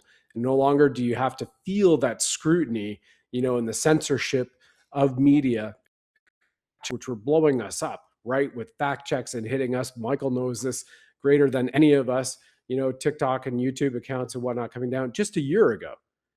And DJT had only been in office as 47, a year and a week. And it's freaking remarkable. I don't know if there's another part of the question I haven't answered here, John, but that's kind of where I'd leave it, unless you want to ask something more targeted and go over to the great Sheila Holmes. Save the best for last, ladies. Well, thank you, Brad. We'll have Sheila weigh in just a moment. What in listening to your analysis, I think the public can see, and the collective analysis of this panel so far, we're moving very, very swiftly. Even though we have to be patient on certain events, I mean, the things the president laid out at Davos against the World Economic Forum, I mean, that's a lot of big things, and he just shifted the earth on its axis. We are moving very rapidly on some very big events, and that's a good thing. And back to Canada, I mean, obviously President Trump is not a big fan of China stepping in and doing business with Canada, as the memes are putting out there, and that's not going to work out that way. A real quick answer, Brad. How does it end, in your opinion? The situation of Canada, officially becoming part of the United States, as I know it is, but you know what I'm talking about. How do you see this playing out? Will this China disruption just be a mosquito at the end of the day? Personally, I don't think it's a mosquito. I think it's really important to have that as the big elephant in the room, so to speak, from lever action, right? A fulcrum, for people who are used to remembering swing sets as kids, right? The fulcrum, the teeter-totter.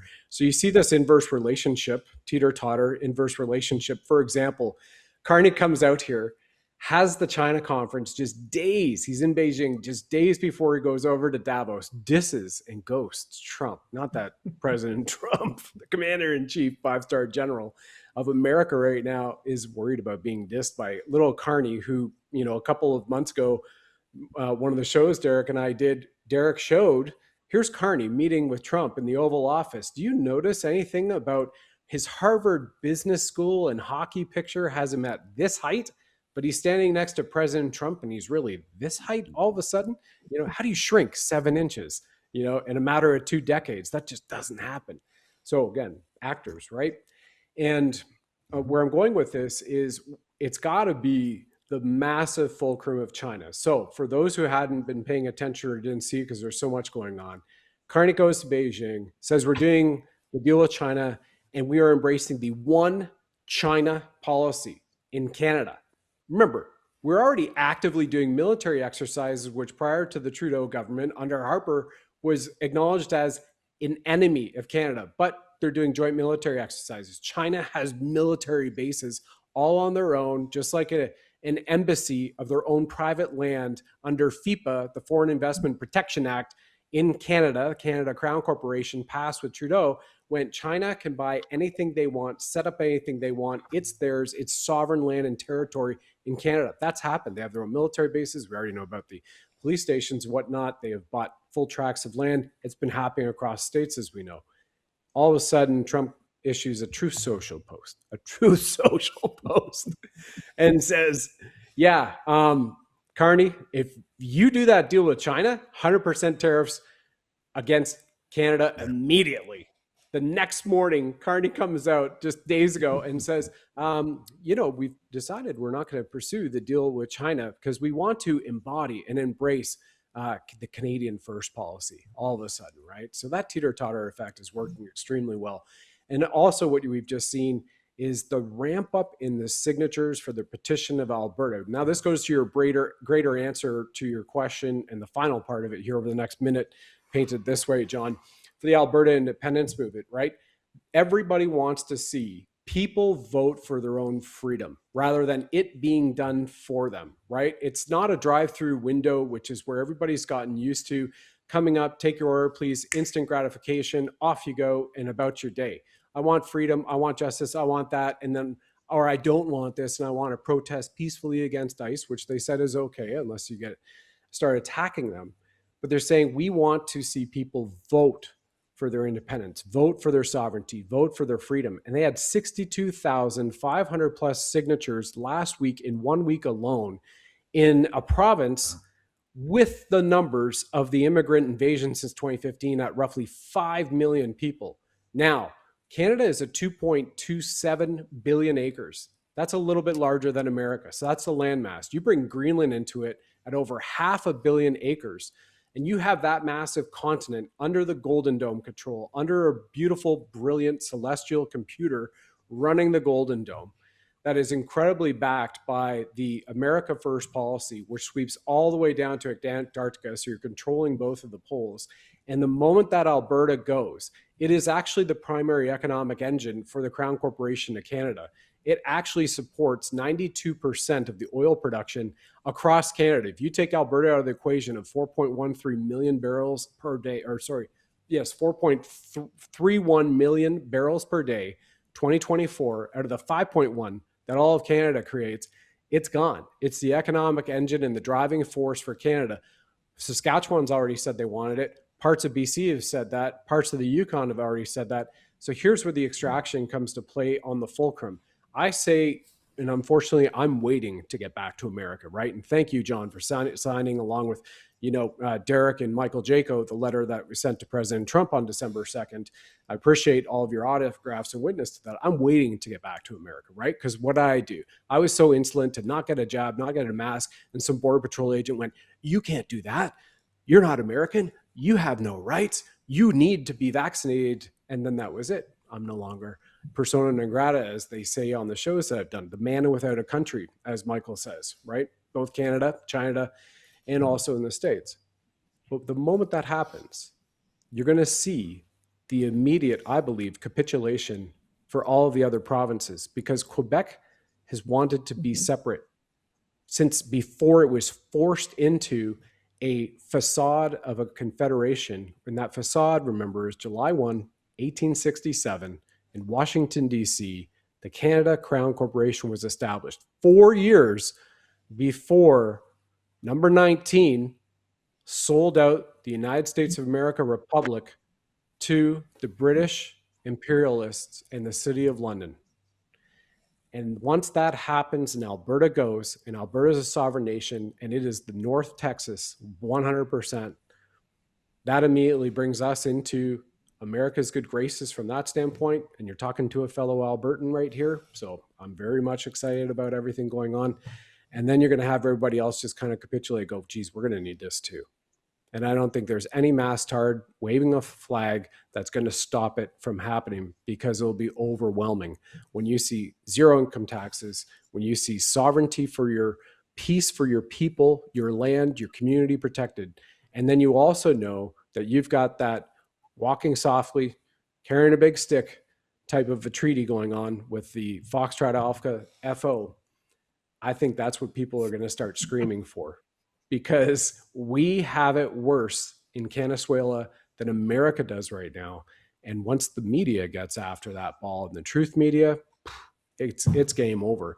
I feel it's 1 year away. I wish it was a lot sooner, John, but I feel it's 1 year away. Maybe Sheila has some information from her sources, though. Okay, well, thank you, Brad. Just want to say, what we're doing here, big 140,000-foot view, is we're freeing the world one country at a time. That's what's taking place, folks, and this will go on for decades, and it's a good thing, and it's an amazing time for all of us to be here. And the question people have to ask themselves when they look in the mirror is, what have I done to contribute to this course correction for humanity? Do something. Anyway, Sheila, thanks for being patient, and go any way you choose off the heels of what Brad was discussing, but also please comment on the president's statement at Davos about, we caught them, treason, execution, which he said before, as well as prosecutions coming soon. What do you see happening with that circumstance? Well, I don't know if a lot of Americans really understand those were acts of war. 2020 were acts of war by even our allies, some of our Five Eyes. And so these acts of war are going to be dealt with. But to back up to that, there was a glorious thing that happened. And I don't know if people understand, they don't understand this Secretary of War. How did this happen? It's supposed to be Secretary of Defense. We've been defending all over the world on the other side of the world. We've been taking care of that hemisphere, and everything's been ignored in this hemisphere. And our guys have been fighting all these battles over there, and we've been vulnerable here. So there's a few things. What Brad was mentioning about Canada originally, a lot of Americans don't understand Canada was supposed to be part of America. And what a lot of people in Canada and America don't understand is we've always been controlled by England. It wasn't just the corporation. We've never been free. We've never been independent until President Trump. And in calling it the 51st state, he's already positioned it by him sitting with the Betsy Ross flag and making notations about it. He's already made his comment. When he was at the meeting in Canada that he had to be pulled away from, this is a few months ago now, when he was in that meeting, he was wearing a pin, and it had the American flag, and on the other side had the Canadian flag on the same pin. One was swinging up one direction, one was swinging up the other. And he had a 51st on the other lapel. So he was making the message. He's coding all the time. But by bringing us back to Department of War, people don't realize this. We were originally Department of War. We were not Department of Defense. War means you're ready and you are going to protect your own people. Department of Defense, we've been sent all over the world to take care of them. So what was really amazing about Davos and the preparation for that was in going to Secretary of War. Why? What Derek was mentioning about Fauci at Georgetown. I experienced the bioweapon targeting at a Linwood event.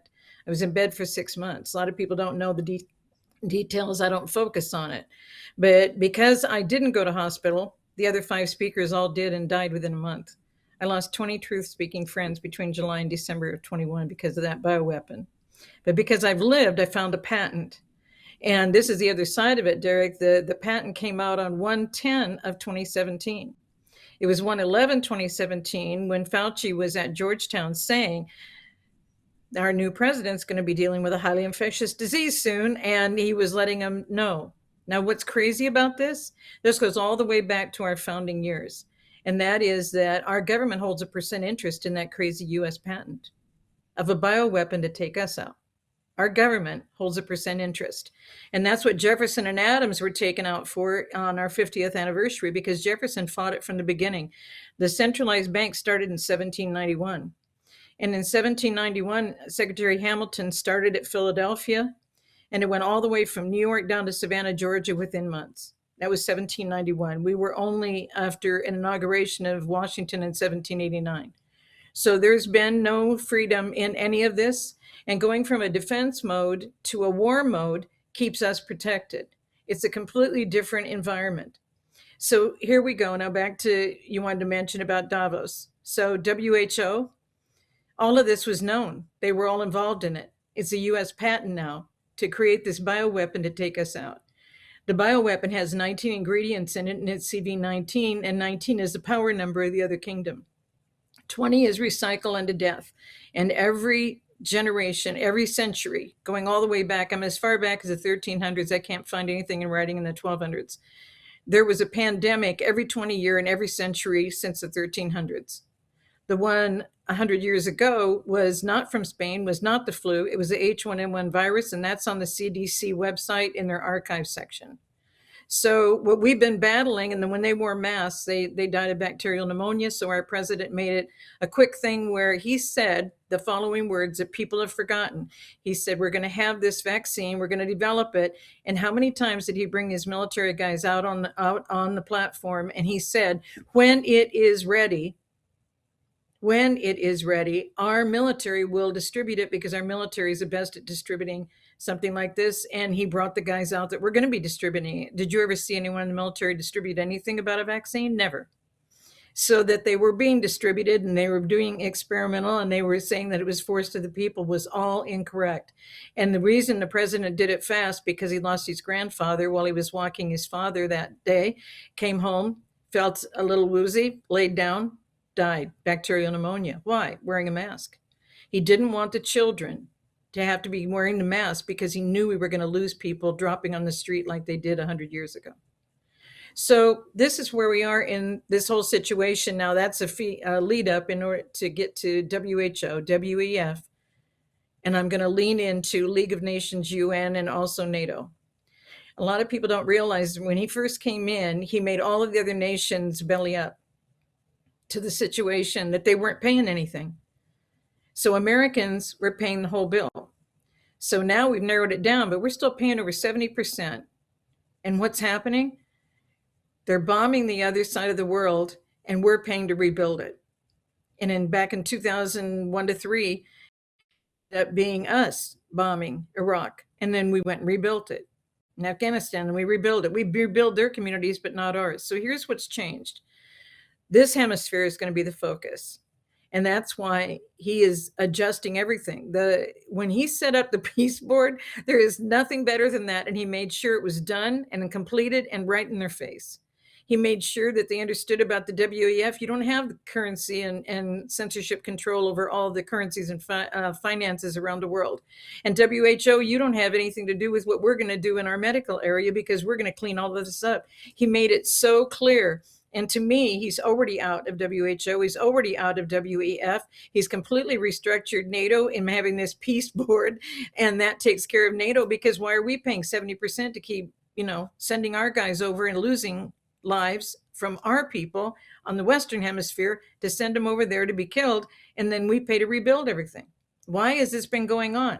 And it never was going to stop. Remember that famous Zelensky day when it was 40 minutes into that speech, and then J.D. Vance came in and Zelensky said he made him mad? Well, Zelensky didn't understand. J.D. Vance was asking the exact in order to what? Do the first audit of what was going over to Ukraine from our coffers, our taxes here in America. So all of that started a whole new situation. So what did Zelensky do? And all these pictures are in the new book, because it was such a fantastic time to get it in the book, is that Zelensky then didn't understand that he wasn't operating properly with us. And then the Sun Tzu quote matches that when you have a leader that will do anything in order to be the leader, he will absolutely burn down his own country, kill his own people. And that's exactly what's been happening in the Ukraine. So the president has already prepared everything before he went to Davos. And I think this is true, that he wasn't there last year. And this was his time to put all this together. And that's why when people say, I don't know that much is happening, they need to go and listen to the speech and listen to everything he did. And then when Caroline Levitt came out and did the final conclusion, and that everybody had signed and they're already on this board and we're all going for peace and we're not going to be dealing with these organizations anymore. Now let's go back in time. If you go back to right around 2007, when they were doing the horrific rebuilding of the UN building in New York, President Trump was on with C-SPAN, and it was in the middle of the night. I was writing something, another business book, and I tuned in, and there he was in a private room meeting with a couple of the people. Did you know American public never knew that our Congress paid for all of this? The remodeling, when they said that they had to remodel the UN building, and the president made it very clear.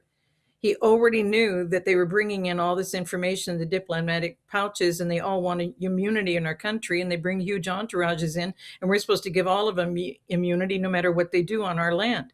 And he said, here's what you need to do. You need to sell that UN building. Any developer can make money on that. pay off all the bills that you've done, because they had some Italian architect.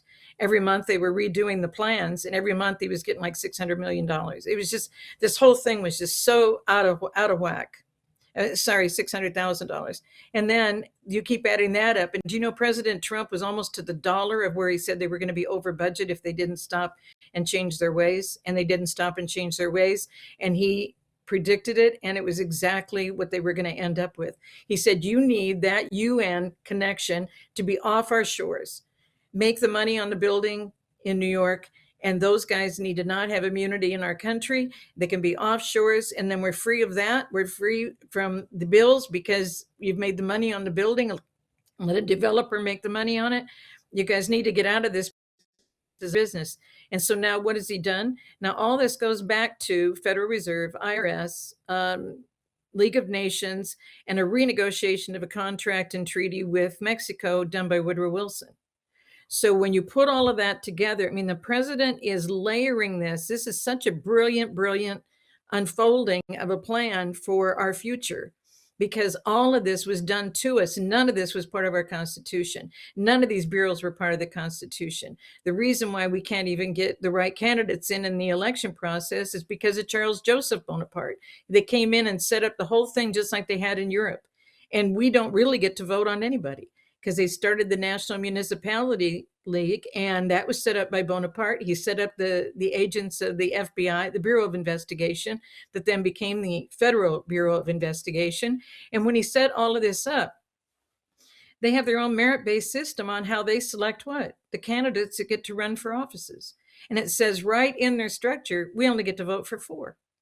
So President Trump has all of this ammunition that has been used against us. And he knows exactly what they've done to completely destroy us, to bring all of these illegals in, to make all of this happen. He knew all of this was developing. And in his 1 year, less than 1 year, there he is at Davos. There he is, making all of these arrangements. And he already had that peace board all set up. That was one of the brilliant meetings that I have witnessed in the history of all the coordination of all these different nations, because he has gone into and corrected everything in the process of the UN. He's gone in on NATO and corrected all of that. Go back to his speech at UN. Remember when they shut down the elevator and he couldn't take the elevator up to the area where he was going to be speaking, and then they muted his mic so nobody could hear in the entire room. There wasn't anybody who could hear anything he was saying because his mic was completely muted. So they've known that he's going to get these things corrected. And it doesn't matter the battles. It doesn't matter what he's facing. He has come through this in a level that I don't think anyone has witnessed with any other leaders. But now it's the same thing with Greenland. Greenland was announced this week about the Greenland, the Prime Minister of England was stating that Greenland should be controlled and run by the Greenlanders. So President Trump raised back, well, then that would be good if Britain could be run and controlled by Britons. And there's no way they're going to let anybody in Britain have any control. But that's what happened to Canada, is that now they're part of the Commonwealth, New Zealand Commonwealth. And that's why he said 51, 2, and 3. And everybody thought it was going to be Canada. And then they thought maybe Cuba, maybe something else. And then they thought it was going to be Greenland. And so I think it could be, there's interest, but they were part of the Five Eyes that were involved in the election. So that's why I keep saying it doesn't matter how fast this gets done. Everybody says they're impatient. Everybody says they're frustrated. Why is it taking so long? Why are people not being arrested? You're not going to see court-martial and tribunal arrests. And the Military Accountability Letter handled this January 1 of 2024. It came out at 4 a.m., exactly as the moment the Georgia Guidestones were taken down. And that's because 4 is structure in their process. So obliterating the structure of the military structure that is the military industrial complex took place on January 1 of 2024. The next to the last sentence is, we will fight until we have resolved the two-tier justice system. But up in the third paragraph, it's all about the generals, the vice admirals, the rear admirals, the lieutenant colonels, the colonels, all of these flag officers from around the world. And it lists 3 lines, starting with General Milley. And then it says, and many more.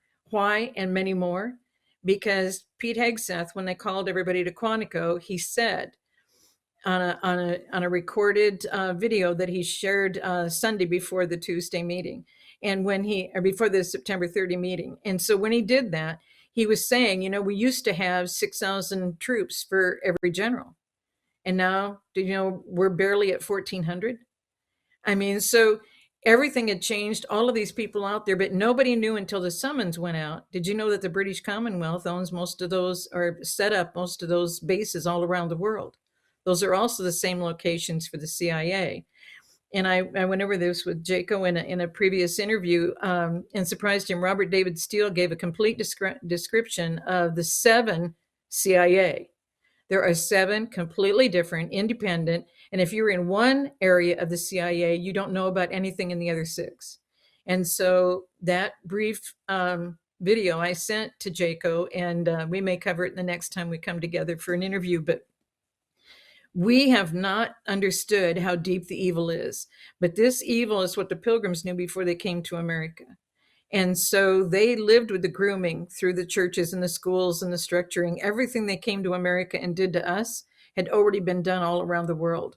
And we just weren't aware. But back in the 1800s, nobody traveled more than 5 or 10 miles, but without spending a night if you took a carriage. I mean, it's just people don't understand the lack of connectivity back in that time as to how we ended up here. How is it, what happened with Canada? If they were supposed to be part of America, how come they aren't part of America? Britain had this all controlled from the beginning. We were under the control, and I kept saying when they did the corporation and then they put us back under the IMF, the International Monetary Fund, that's when it happened. Guys, it happened within 24 months, less than 24 months of us being with the president inaugurated in 1789. That's how fast this happened in America. So the takeover before we were self-governing is what we're dealing with. And everything goes back to that. How dare the government have a percent interest in a bioweapon to target its own people? No, that is completely against our Constitution. That centralized banks, the government held a percent interest, and that's what Jefferson said. You cannot do this. And he said, once there's an evil, then the republic is corrupted, and you cannot just try and fix that evil or replace that evil. You have to do exactly what President Trump and our Department of War are doing right now. What a brilliant analysis and dot connecting from so many perspectives throughout history. Thank you for that. And, quick comment, Robert David Steele is sorely missed. We could certainly use him today. And the footage that's out there, some people are posting, is well worth circulating around. That gentleman was spot on. Had the opportunity to talk with him several times on camera and off camera. Anyway, also one comment about the UN building.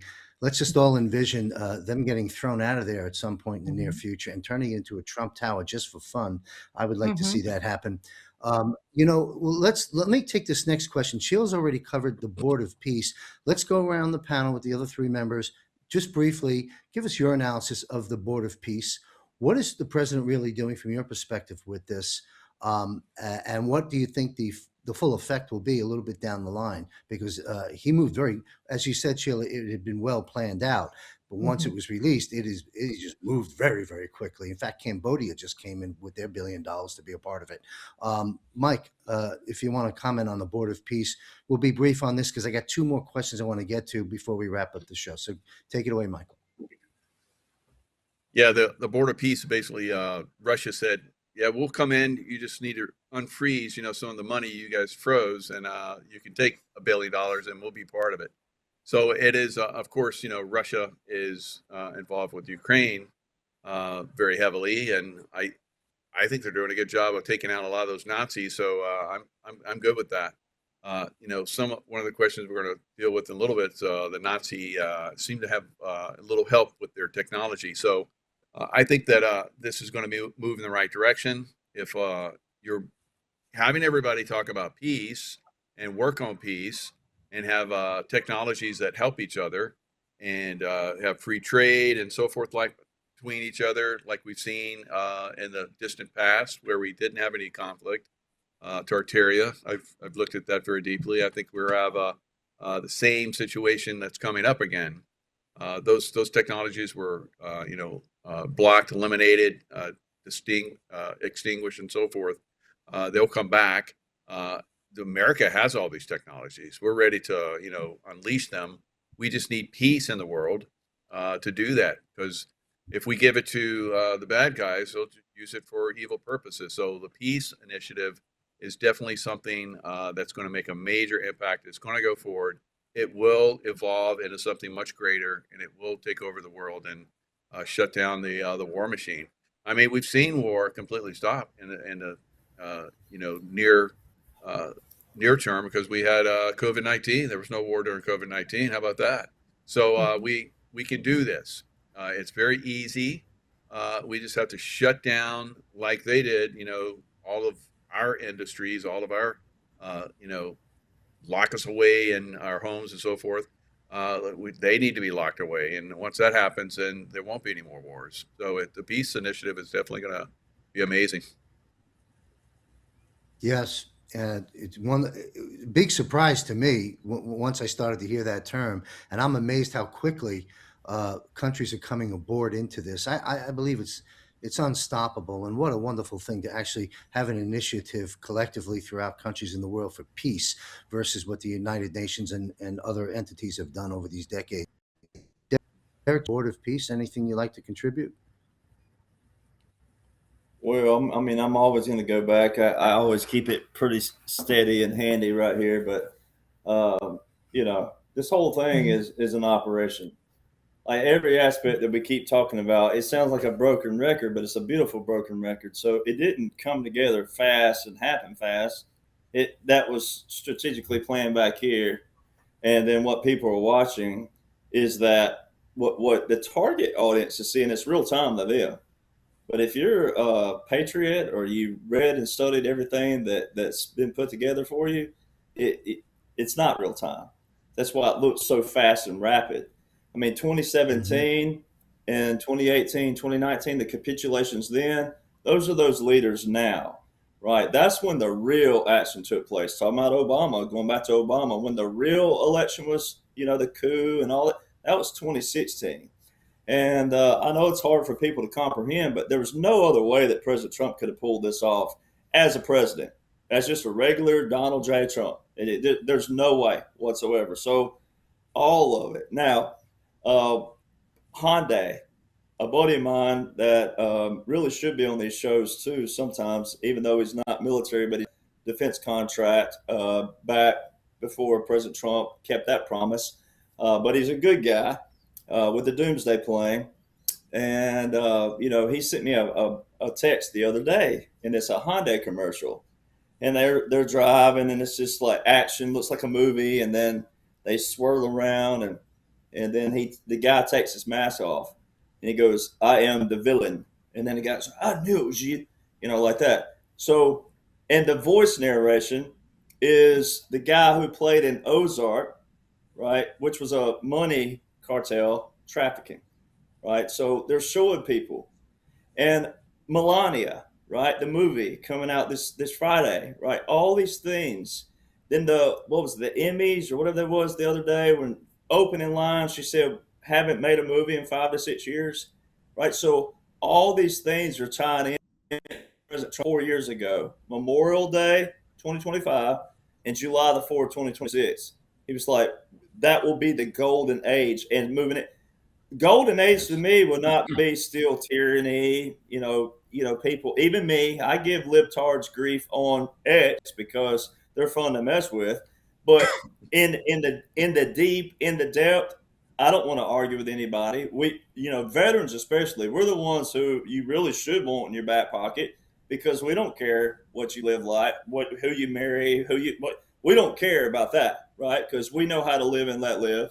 We know how to integrate. We know how to tell jokes. And Jaco and Brad, we know this more than anybody.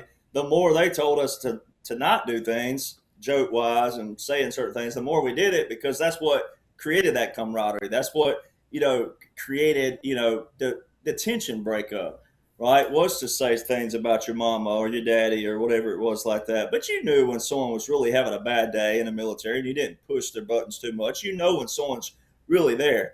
So President Trump, this peace thing, the liberals right now can't see it because they're liberals, right? But this whole thing's been pre-planned. Everything is destruction of all the deep state, all these executive orders, Yemen. See, that's the one thing you can get them with. They know Iran, right? They know Ukraine, but they don't ever talk about Yemen. That's one of those outliers you could take and say, how come you guys weren't losing your minds last March when we were bombing Yemen, right? No one was doing that because they didn't know about it. They weren't told to get mad about it. And as Jaco alluded to with Ukraine and Russia, this whole thing, first off, Ukraine's not a part of NATO. All right. So Article 5 don't apply. So why was Joe Biden the whole time talking about Article 5 in all the debates of NATO? So see, there's a lot of things that tie into that, right? And then Brad was talking about J.P. Morgan and Chase and all that. And they made Kamala. There were two people, she said specifically, two people during her debate. She used President Trump's Wharton School of Finance as her reference, and then she used the J.P. Morgan or one of those. And I'm like, those the most, SEC.gov, the most penalties out of anybody. So there's all these things are tie-ins to show you that this whole thing is a massive. And then it's going to lead to Obama, President Trump's post. I just screenshot that again when he did this. I think it was March last year. All roads lead to Obama. Read truth if you want to see military tribunals, right? Well, to me, what I've been trying to explain to people, talking about peace and talking about how you integrate all this, how you bring it to a quell where people aren't just arguing and bickering all the time, is Jaco and Brad. We talk about this all the time. You got to infiltrate from within. And Jaco, boy, he and I, early days, man, we took a pounding from people, didn't we, in the comment boxes? I mean, people were just like, "Oh, Jaco, you CIA, how you this and that." And I'm like, I'm like, look, people, President Trump straight out the gate, 2017 said, follow the money. And he said, not everybody in these three-letter agencies are bad. It's a senior level leadership. Right? Well, all that's been taken out. All that's been wiped out. Now we're down to the little granules on the bottom. But Jaco and I took a pounding on certain things like that because we're trying to say, look, you only know the names that you think you know, right? And what you've been told and what you've Googled and what you found on a .net or a .org or something like that. You know, we're talking about strategy here. We're talking about how you get in, how you blend in. And Jaco, of all people, this man right here, he's one of many and his brothers. But you talking about blending in. And then Jaco could go into great detail of the strategies of blending in and how you keep calm and how you keep pressure. I mean, you got to do that. Then you got to get to a safe zone and not be followed. I mean, there's so many things that you could get into, but it's on the bigger picture, 140,000 foot, the infiltration from within. You make it implode from within, right? And then you find out who's on your side.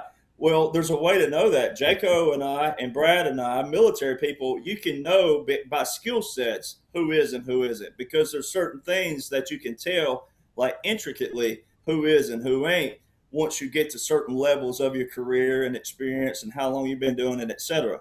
Right? So this whole thing happened way back. And so what you're seeing now is the rollout of that, getting into what President Trump, his 80th birthday will be in June. So keep that in mind. People need to remember that 80th, your 80s are your hard years. Like that's when most people pass away. Let's just be honest. It's their hard years. Not many people make it to their 90s. So President Trump deserves the face that he put on this, his name, his face. He is smart. I'm not taking away from that. He is genius, but he's one of many. But he deserves that peace, right? He deserves that. Hey, Mount Rushmore. Really, I make excuses. Say, hey, you don't need to be on Mount Rushmore. There's a mountain on the other side of Mount Rushmore that he needs to be on solely by himself, not on Rushmore. But he deserves that. And so many people right now, especially on the liberal side, but Rhino side, they can't see that. But this whole thing was for that. This whole thing was to bring a quellness to everybody and say, look, our founders, they separated religion. They separated church and state. They separated certain things because they knew you couldn't ever use that as a catalyst for your stance either, right? Because then people would always be a holier than thou, etc. So this whole thing for President Trump, it's not about him. It's about the militaries bringing everybody home. When he says America first, that also means Thailand first, New Zealand first, Australia first, et cetera. It doesn't just mean America first. But we had the lead because we were the ones who were entrenched in all this and ingrained in all this. And so, it's exciting from another standpoint because of my grandfather and people that I, didn't serve with, obviously, but that taught me these values and etc. And my grandfather was one of them specifically. He hated war. He was all right with it if it was unnecessary, but he hated it because so many people made excuses as a first option versus, hey, we'll kick your butt if we have to, but. And so talking about what we're talking about, Department of Defense, we have been in so many nations that we should have never been a part of whatsoever. And it's alluding to the money straight out the gate because all President Trump had to do was invoke certain executive orders and then enforce them to their full extent. So it's exciting. And I don't think we're headed to a long-term thing. I was just reading the agency strategy that Marco Rubio's on for 2026 to 2030. And it's still talking a lot about the global strategy, the foreign entities and getting away from those things. But the Indo-Pacific Agreement back in 2019, there's a lot of things people can go read to kind of get in the head of that, to show you that this whole thing's been planned from the get-go. And I think that July 4th, 2026, in order for it to be what President Trump said, we got to be somewhere in a revealing portion and talking about imploding from within. This is where some Christians struggle, and I'm a Christian, but I'm not one that just, I'm not a Bible thumper, but I'm a Christian, so I want people to know that. But, a lot of Christians struggle with the imploding from within because they think that once you're a bad person, that you're damned to hell. Well, you may be, but some people have a guilty conscience, right? A moral conscience, a guilty conscience, and they could be completely evil, but they may be the very ones that can pull in everything. And I think that's what President Trump means by all roads lead to Obama. I think that Obama, yes, he most certainly was Barry Soros. I mean, we got all that. We know that. But he was still a puppet. He was still controlled. He was controlled by money. And the Law of War Manual talks about relevancy. And it talks about certain things. But he may have been, it's like President Trump issued Executive Order 13977 a few days before 2021, a protection order for judges, attorneys, and prosecutors, right? Because until you're back here, until you have a gun on you, you don't really know what you would do, right? You don't really know what you do. People say all the time, I do this. No, you won't know what you would do when you're back here. No one can see you. And someone's got a gun on you telling you what you're going to do, what you're going to say, how you're going to do it, where the who, the how, the where. So when you detain these people, Hillary could have spilled all the beans. Obama could have spilled. They may have taken deals where they're going to tell the whole world on TV, because when you say all roads lead to Obama, Hillary wouldn't be a uniter. People would expect that from her. But when you think about Obama getting on an emergency alert system, and all eyes are on him, and all eyes around the world, all TVs, all internet, all phones, all everything, there's a way to bring peace like nobody's ever seen before. And I think that they're all in it from that aspect. There's going to be some key players that people do not expect who are going to be the key components that brings it all together for the other side. I cannot liberate President Trump. Jaco can't. No general can. No admiral can, because the liberals, the ones who are fighting us, ignorantly fighting us, those are the ones who have to be quelled, right? So how do you quell them? With one of their own, a bunch of their own. And I think that's going to come down to some kind of showdown like that. And I think there's going to be some kind of mass, revelations. I think it's going to be fun. I think it's going to be theatrical. I think that's the peace board that's going to come about in more of a General Assembly type setting. I think the American people would love to see that latter part of what you said unfold. I want to pedal back real quick to President Trump. getting his own mountain, if you will, adjacent to Rushmore. You know, a lot of folks say today, and I have over the years, that President Trump may very well be one of the best and greatest presidents this nation ever had. And I think when you fast forward to the finish line of his time serving us, I think we can take out some of those words and just simply say the best president this nation and world has ever had. I'd like to move on to one or two more questions. We can be a little bit brief on these so we don't extend everybody's time here. But I want to just say the destruction, we're going to go to the top with Michael because Sheila already opened up the Board of Peace discussion. Actually, I didn't have you weigh in on that, Brad. I wanted to get everyone to weigh in on the Board of Peace. Please weigh in on that. And then I want to move us into two things and we'll wrap up the broadcast. Sure. I'll be happy to, John. You can hear me okay? Great. Oh, yeah, everything's fine. All right, thanks. So the Board of Peace, I think, is really key for everybody to notice. And I'm doing a little bit of research on it when it came out.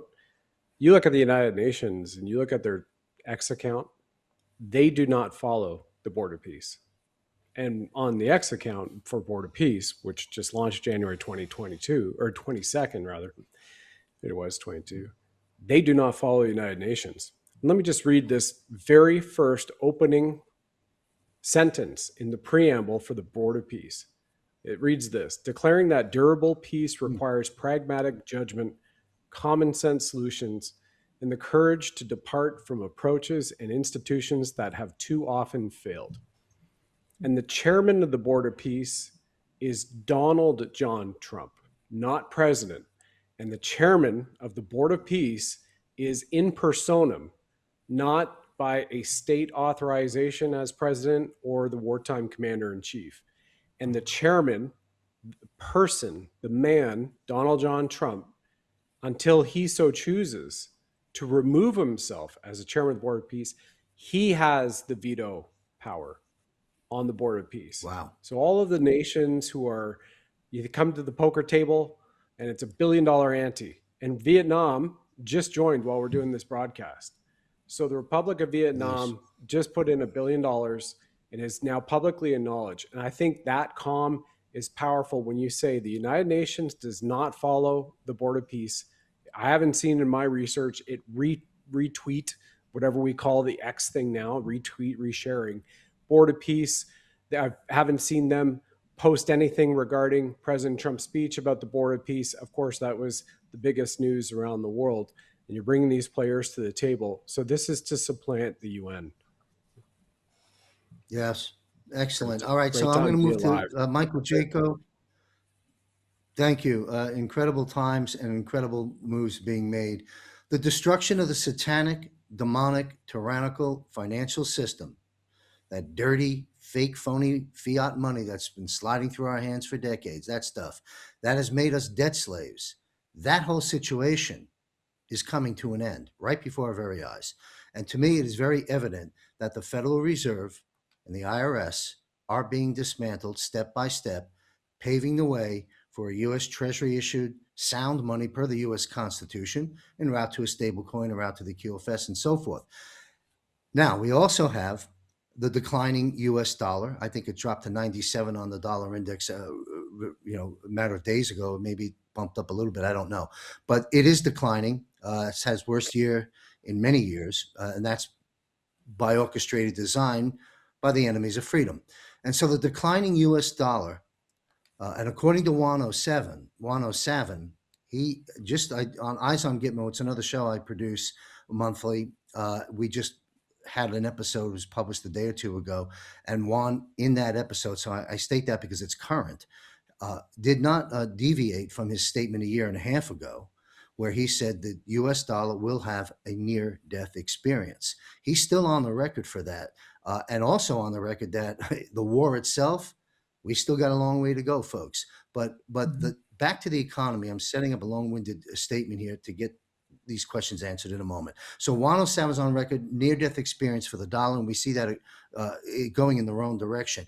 But what I'd like this panel to weigh in on, we'll start with Michael Jaco, is to weigh in on just what you see going on right now at the central bank. When you peel that curtain back, it's almost lights out for these guys. They are panicking because of their manipulation, that they've done of God's money, gold and silver, for decades. So, Michael, if you want to take on that, what do you see taking place in this encapsulated situation of the Federal Reserve, the IRS, and the central bank system?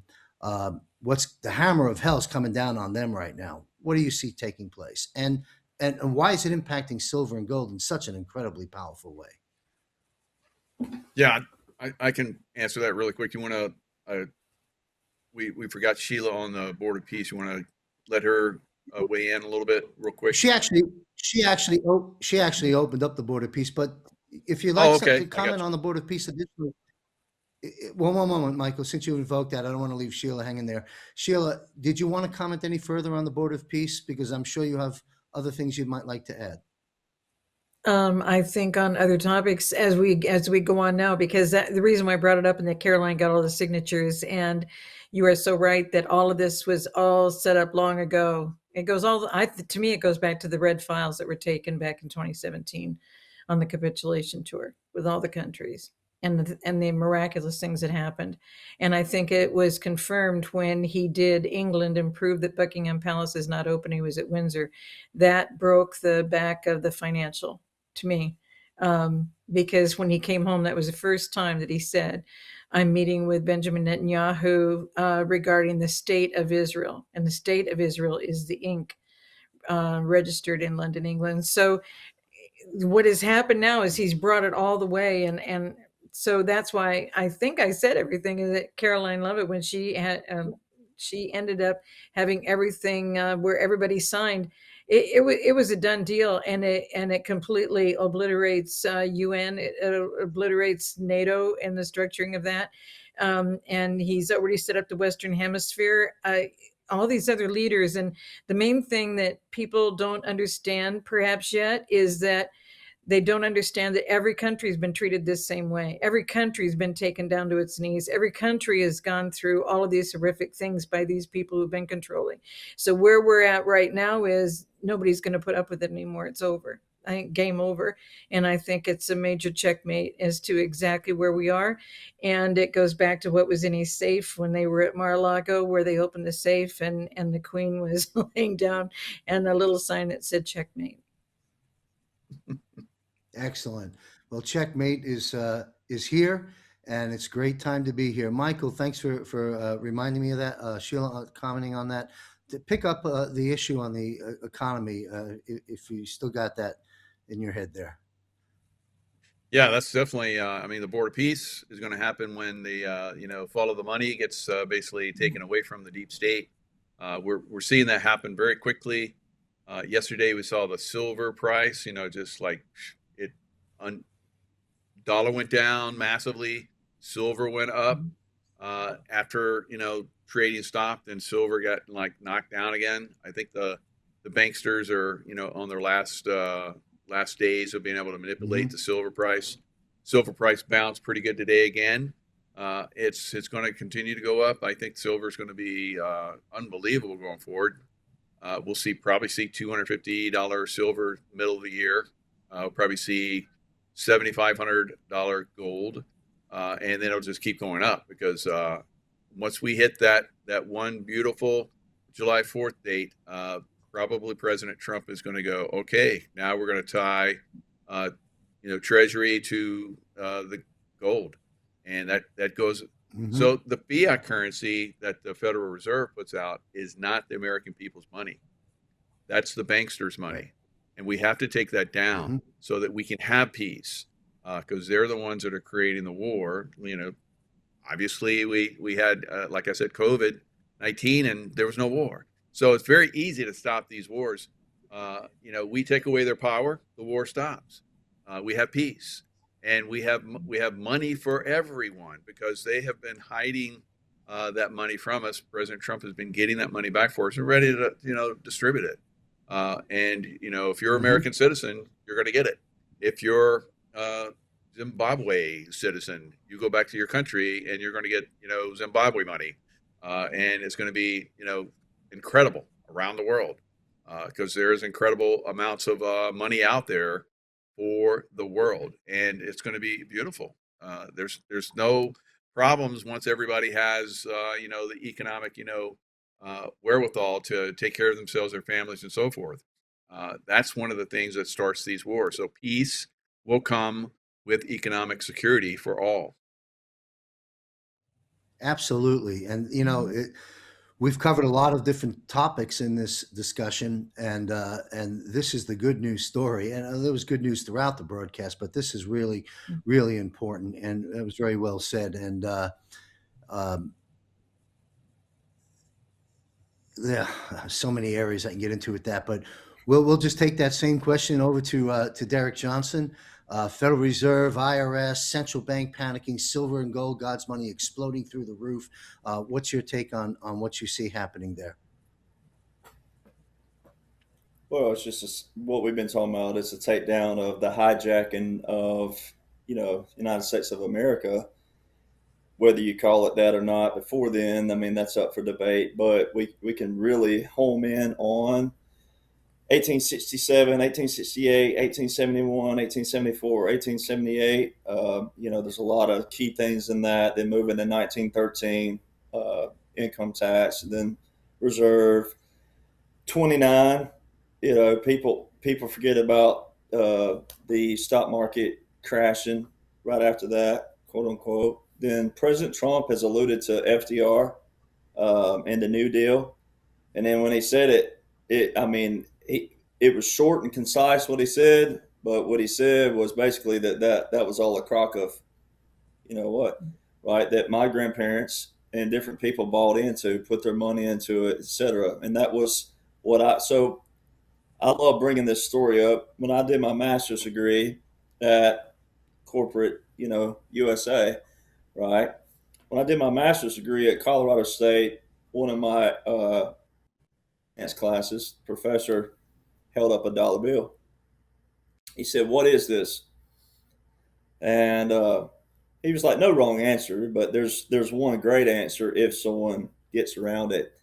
And I have this buddy, and it's excellent that it was him that got it. But he was always a smart aleck because in the right kind of context. But he would hold his arm up like this, always like this backwards, and he would lean over just like that because he always had a response every time any professor said anything, and they wouldn't call on him just because he was normally correct, but everybody said, "Oh, what they said," and professor kept shaking his head no.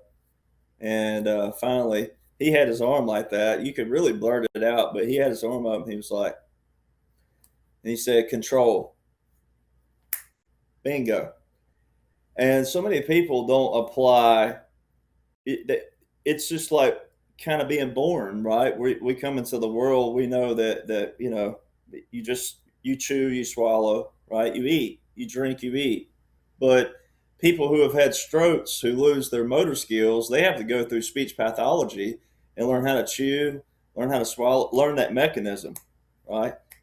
And people forget about that on a daily, right? They forget about what creates their life they're living. They forget about that, and everything revolves around that control, that dollar, right? And then you get one step further into when we left the gold standard, which Jaco and Brad, and I don't know about Sheila, but I'll speak on them. They know more about the gold and silver intricately and in depthly than I do, for speaking terms. But you still can go back to living the gold standard. I have a buddy who was special operations. He actually came from Australia to get his citizenship to the U.S. He went through the Army, went special operations. Rest is history. And I learned this from him, even though he don't want his name out there, but he knows who he is. But I like to give credit where it's due. And also at Colorado State University at that time. But he was much older. And at that time, and we would sit and talk about the Constitution, the Federalist Papers, Common Sense by Thomas Paine, and all of our foundation. And then he said there's three fundamental things that changed America. Three. And the Civil Rights Act was one of them, the Unified Budget Act, and then leaving the gold standard. And so the gold standard and the unified budget kind of go together. right? And so that's what we talked about in 68. And then you had the Nixon shock of 71, but that people don't realize that's Congress did this. They made the dollar as valuable as they want or invaluable. We call that inflation and deflation. And that's ultimately control. And that's what creates that division. Chaos plus division equals power acquisition, right? And that's how they've been able to control these pockets, right? And then it goes to that bigger picture, which is why it was important to mention earlier by Sheila about, President Trump not taking a salary. It's very important. It's also important because it's coded as well. 28 U.S. Code, Section 3002, United States Federal Corporation. I tell people all the time, people say, well, if we're a corporation, why are you quoting codes? I'm like, well, in order to decode something, you need the what? You need the codes, right? That's how you reverse the system, right? You use that against them. And that's what President Trump, they're doing. They're using their own system against them, right? That's why it's hilarious. Like I tell people, when you hear retaliation, that's what you want. When you hear the holier than thou rhetoric, the gaslighting and manipulation, that's what you want, because that means they've been exposed, right? So when they say President Trump did this, that, but they're saying it real agitatedly, and they say, no, it's because they've been exposed. And President Trump, straight out the gate, follow the money. Straight out the gate, follow the money, follow the money, follow the money, follow the money. Now, it's all strategically planned, but it's kind of like Minnesota. President Trump posted just a couple weeks ago, a week and a half ago, whenever it was, follow the money. Look where the money is. So it's that giant light. And it's kind of like us cowboys, country boys. We have a saying called torching the barn, killing the rats. All right. Well, when you expose creatures that typically move at night, and that light shining on them, they run frantically and they just go everywhere. Roaches do it, mice do it, rats do it. And so that's what's taking place. And it's awesome on our side because that's exactly what you want to see. And you want to see them saying and pointing fingers back, right? But at the end of the day, who has the goods? The commanders do, and the supreme commander of the world does. That's why he's been able to go to all these places and do what he's done and say what he's done. And then other people bought into that and bought into what it's going to look like in the future. And then also apply that President Trump, again, can't be bought. I mean, that's one thing people don't really think about. The guy could fly anywhere he wanted to fly, go anywhere he wanted to go. He has his own resorts, first off, but he could go to any other resort in the world. His children's children will not be able to spend all their money. And I think this is kind of funny. I finally got to go ahead to say that I got to sit with Barry and Trump 2 years ago at Mar-a-Lago for about 4 hours. And you talked about making you feel guilty in a good way. It's just a great check for anybody to hear this. But Barron was talking about how it's funny hearing him talk about President Trump as dad. He goes, yeah, dad only let me have one pair of tennis shoes. And I'm sitting there thinking, I got like 40 pair of tennis shoes. But see, that's a mentality that people will not be able to understand. The people out there in that new generation, they think that's absurd. They think that's barbaric. They think that's traditional. They think that's overboard. And I'm like, you're not looking at it this way. It's that's what creates wealth. That's why they will never spend all their money, is because they know how to live. They're content with their life. They don't need things that dissipate or you can go get at any time, especially with Amazon and things that we have, right? So the world's going into a whole new onlook anyways, right? So that's, if people could take a little bit of nuggets out of all this and think about it from that aspect, not so much as that, what it's going to look like, but it's in great hands. And then also President Trump, the pause, public alert, unregistered soliciting entities. It's an SEC term. So that's been used for multiple times. And the freezing of the assets, the tariffs. Tariffs are an emergency. Again, they're in a national emergency. They are for a defense system. And President Trump has said this. And that also validates the operation. But President Trump has said this in a post that we're using them in defense. And if people just go read a national emergency, what it does, so the tariffs are all strategic, and then also they're presidential. The trade acts of 62 and 74, people go read those and tie it all in. I mean, it's real simple to see what's been done, but I can understand that people's, kind of scared moving into the future. What is that going to look like? And so the safeguard of that, with the whole people at one point about 3 years ago were pulling their money out of the bank real quick, 401ks and everything, and that can create pandemonium in the wrong kind of way too.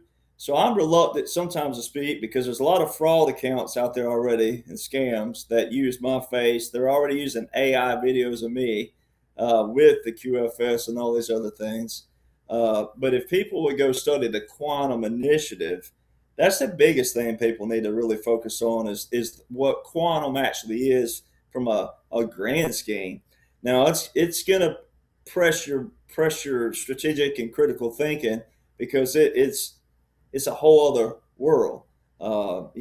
Physics and all kinds of other things that all tie together, and it's a whole other planet. But if people would go read that kind of that 40,000 foot view again, and then work your way down to what President Trump has said and what he's used strategically, then it'll make a little bit more sense. But so many people, especially Christians, this is a sensitive subject for them because this is New World Order. You guys keep painting it to be pretty, but this is New World Order. That's the one world system. I'm like, well, if it was, what are you doing about it? Nothing. You're still whining and complaining and hiding in your household. So there comes the tough guy talk where, okay, if it was that, you're still not doing anything. But I don't see it as that. I think that all of our technology, as Jaco was talking about, our technology, some people are afraid of AI. I'm not a technology guy, period. Personally, I don't love it. It's not something I just love. But at the same time, the people that do, the more we dominate in it, the enemy won't. And the more we do, and once it becomes a normal and a natural, then it's going to kind of like, be like anything else when they legalized drinking alcohol. Once you legalize something, people don't care anymore because it's not illegal. It's not, you don't have this rush of doing something you're not supposed to be doing. And I think the same thing with AI. I think once people grasp that, if it's not for you, great, but it's for some people. And those people who dominate are going to keep the enemy from dominating and keep you safe ultimately. And it's the same thing with this monetary system. As long as you stay in the preventive, like we were talking about earlier, the preventive, meaning you're studying and reading what you're supposed to be knowing and being involved, then you can prevent anything from escalating in the future because you'll have those skill sets. So I'm probably the not the right person to be talking about intricately on the functions of it, but I think I am from the preventive side to keep people from being scared and being, because people who are scared are also not going to help either. Right? Because everybody does have to be involved. Everybody does need to know what they need to know. Same thing with America, knowing what you're supposed to know, your civic rights, your civil roles, your civil duties. But Brad and Jaco, and maybe Sheila, but Brad and Jaco for sure, they're the two guys I know that know about the silver and the gold intricately on the market side of things. Well, you raised some good points, Derek, and I want to pedal back to that light you were talking about in the barn, where the rats and roaches go running for the hills when the lights come on. I'll make that metaphor or analogy and flip it over to what's happening here for 8 billion of us. God's light is shining now pretty brightly everywhere, and there's no place for them to go. Those rats are running, and there's nowhere to go. Trapped, as Sheila said before, checkmate. And that's about where we're finding ourselves. I want to refocus Brad and then Sheila on the economy issue. I'll say this. The Federal Reserve, I mean, if you think about it, they got 200 board of governors and whatever, we know it's not a government agency. We know all the sound bites, okay? We know that the Great American Coup of 1913 took place when Woodrow Wilson signed this bill into act and so forth. Of course, later regretted it in his memoirs. Having said all that, what does the Federal Reserve do? They do four things as far as the last time I checked. They raise and lower interest rates.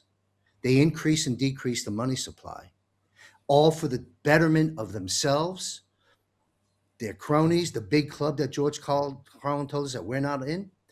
They take care of them by those four moves they make, taking our economy and our life down. Taxes, inflation doesn't have to exist. And we can see the president is telling us that. No more federal income tax. We don't need it. Okay. President's telling us, well, I'll say this. This is not from the president, but inflation, while inflation is a natural occurrence, as I understand, with the ebb and flow of an economy and can be healthy, low levels of inflation on commodity or something of the sort. But the inflation we've experienced our whole life was created by design deliberately to go along with the taxation to keep us debt slaves and with scarcity versus abundance that God intended for us. And dare I say this, we can have debates about the quantum financial system, as Derek just mentioned a moment ago. A lot of people saying, "Hey, that's the mark of the beast. That's the new world order on steroids. Why are you guys falling for it?" While I understand people can have that viewpoint, I don't agree with it. But one day we'll have debates. Right now, it's not time to debate. It's time to unite until we completely finish this war. But I will just simply shut off myself here at the moment and go to Brad Wozny, Federal Reserve, silver, God's money, everything that's happening. The central banks are panicking. One last thing I will say is my understanding that come March, which is just around the corner, these central banks got billions and billions and billions of more dollars that are coming due on their fraudulent paper contracts, and they got no silver in the vaults to protect it. I think it's game over pretty soon. Brad, I know I saw you on a few clips of your broadcasts out there. You seem to know quite a bit about this. Please unload it here. I think part of the premise, if I was looking at this from a movie standpoint, and I've only had a little background in movies and TV and film, is you're seeing Jassara roll out. And it is absolute.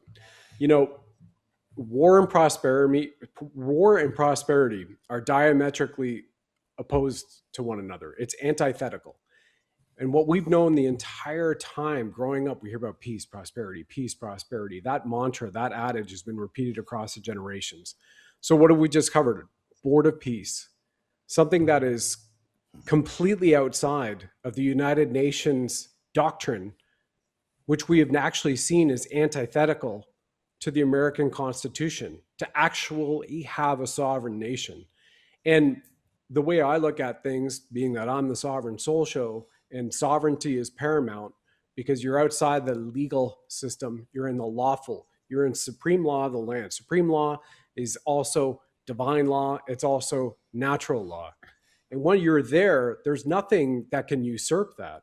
And so it's up to us as an individual, divine masculine or divine feminine, to carry that forward into our lifestyle, into our community, into our professional workplace, and into our personal lives, and echo that.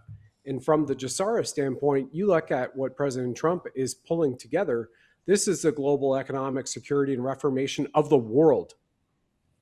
You don't need a piece of paper saying, here's a Jassara Act, that's Board of Peace, or this is what I'm doing over here at NATO, in Greenland, in Canada, and then 52nd, 53rd, take New Zealand, territory of Australia. We already know acting commander-in-chief of Australia, the way that I have been calling him for 4 years, the show, Senator Ricardo Bossi, pro tem, I guess. And then from that standpoint too, John, for your audience, and what Michael pointed out right off the bat, is it's freaking amazing what is coming and what is already here, which has already backstopped the fact that you cannot go back to the fiat currency, which is created by the devil, 1913, take it down 1929. Then you have FDR go, you know what, on April 5th, 1933, here's a little executive order. And by law, I want every American here in the Great Depression to turn in all their gold at every Federal Reserve bank or exchange. So it's all set up in the back end. And you have the quantum.gov initiative, the quantum financial system. You have the acknowledgement from Binance to Ripple to the Genius Act that says that you are on a Ripple Rails XRP ledger. It's confirmed back to 2022. Bank of America, JP Morgan Chase are all on it. They're all running on this, even though they were suing them. Hinman and Sendler from the SEC were suing Ripple and Brad Garlinghouse and all those great people up there, right? And David Sachs happens to be from their board being running on this, on the crypto, the administrator of crypto as the czar. So you have the crypto capital of the world, AI capital of the world, which is America. You have JSARA and the National Economic and Security Reformation of America, which is going on. It's inevitable that you're going to have silver hit about $5,890 in the next 5 years. It's inevitable. And you also see that from the supply and the demand constraints.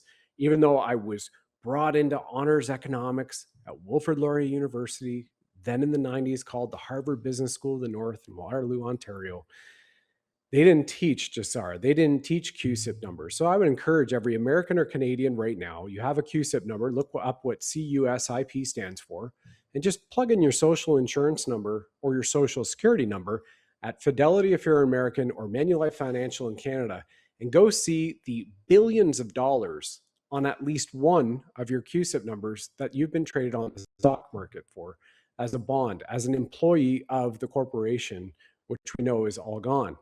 But we're seeing that happen in real time. Maybe we're not going to get those billions of dollars, but we're going to certainly see an economic welfare for all mankind. And that's what we have right now, John. And the time is incredible. Silver and gold happen to be God's money, and I wouldn't turn my back on God whatsoever.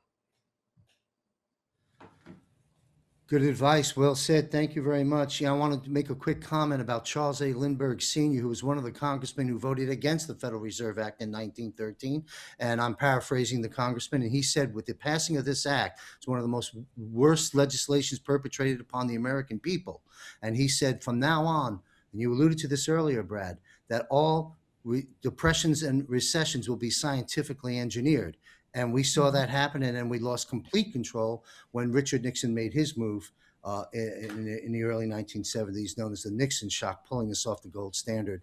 And of course, we know the story of JFK, perhaps one of a few reasons why his life was eliminated with the silver certificates through the Executive Order 11110, which, of course, Lyndon Johnson revoked immediately after he had his hands in the assassination. Anyway, I've got to wrap up. My producers give me a heads up here. Sheila, please weigh in, if you will, on the economic-related issue. And then I've got a sort of a non-standard question that I don't usually ask of this panel that I'm going to close out the show with. But Sheila, please, on the central bank implosion and the good news of the restoration of sound money. Well, you hit it with Nixon, and that was all done by Kissinger. Kissinger went around the world. Remember, they said all of our gold went to OPEC, and none of that's true. They stole our gold. And Kissinger made everybody around the world do the fiat dollars. Why? Everything that's out in circulation, we were paying interest on with our tax dollars. That's why our taxes kept going up. And since the 50s, 60s, they've been saying it. And there's all sorts of videos on YouTube. The guys in the black suits back in the 60s and saying, we don't care what title you put on it, but spend the money, spend the money. And we don't care what you put on it, just keep spending the money, spend the money. So that's where we've been. But if we go back to how this formulated, I mean, when they did this to Nixon and they took it off, never in our nation did we ever have where the pendulum kept swinging up on real estate. Never. And so, and all the prices on the fuels and et cetera. So, and taxes on all of that. So this is what they did. Nixon was set up. It's the first time that it went off and didn't come back on. We never went back on the gold standard. And so when they took it off, it had never gone off more than 26 years, and they didn't fulfill by that, which they said they would. But they had to get rid of Agnew, Spiro Agnew, to get Ford in. I think Ford was Speaker of the House. They brought him in. So then when they get Nixon out, then they put Ford up, And people had no idea the controlling guy that Ford was seemed like a mild-mannered guy, and he wasn't. And so they bring him in, and who did they bring in from the outside? They brought in Nelson Rockefeller as the vice president.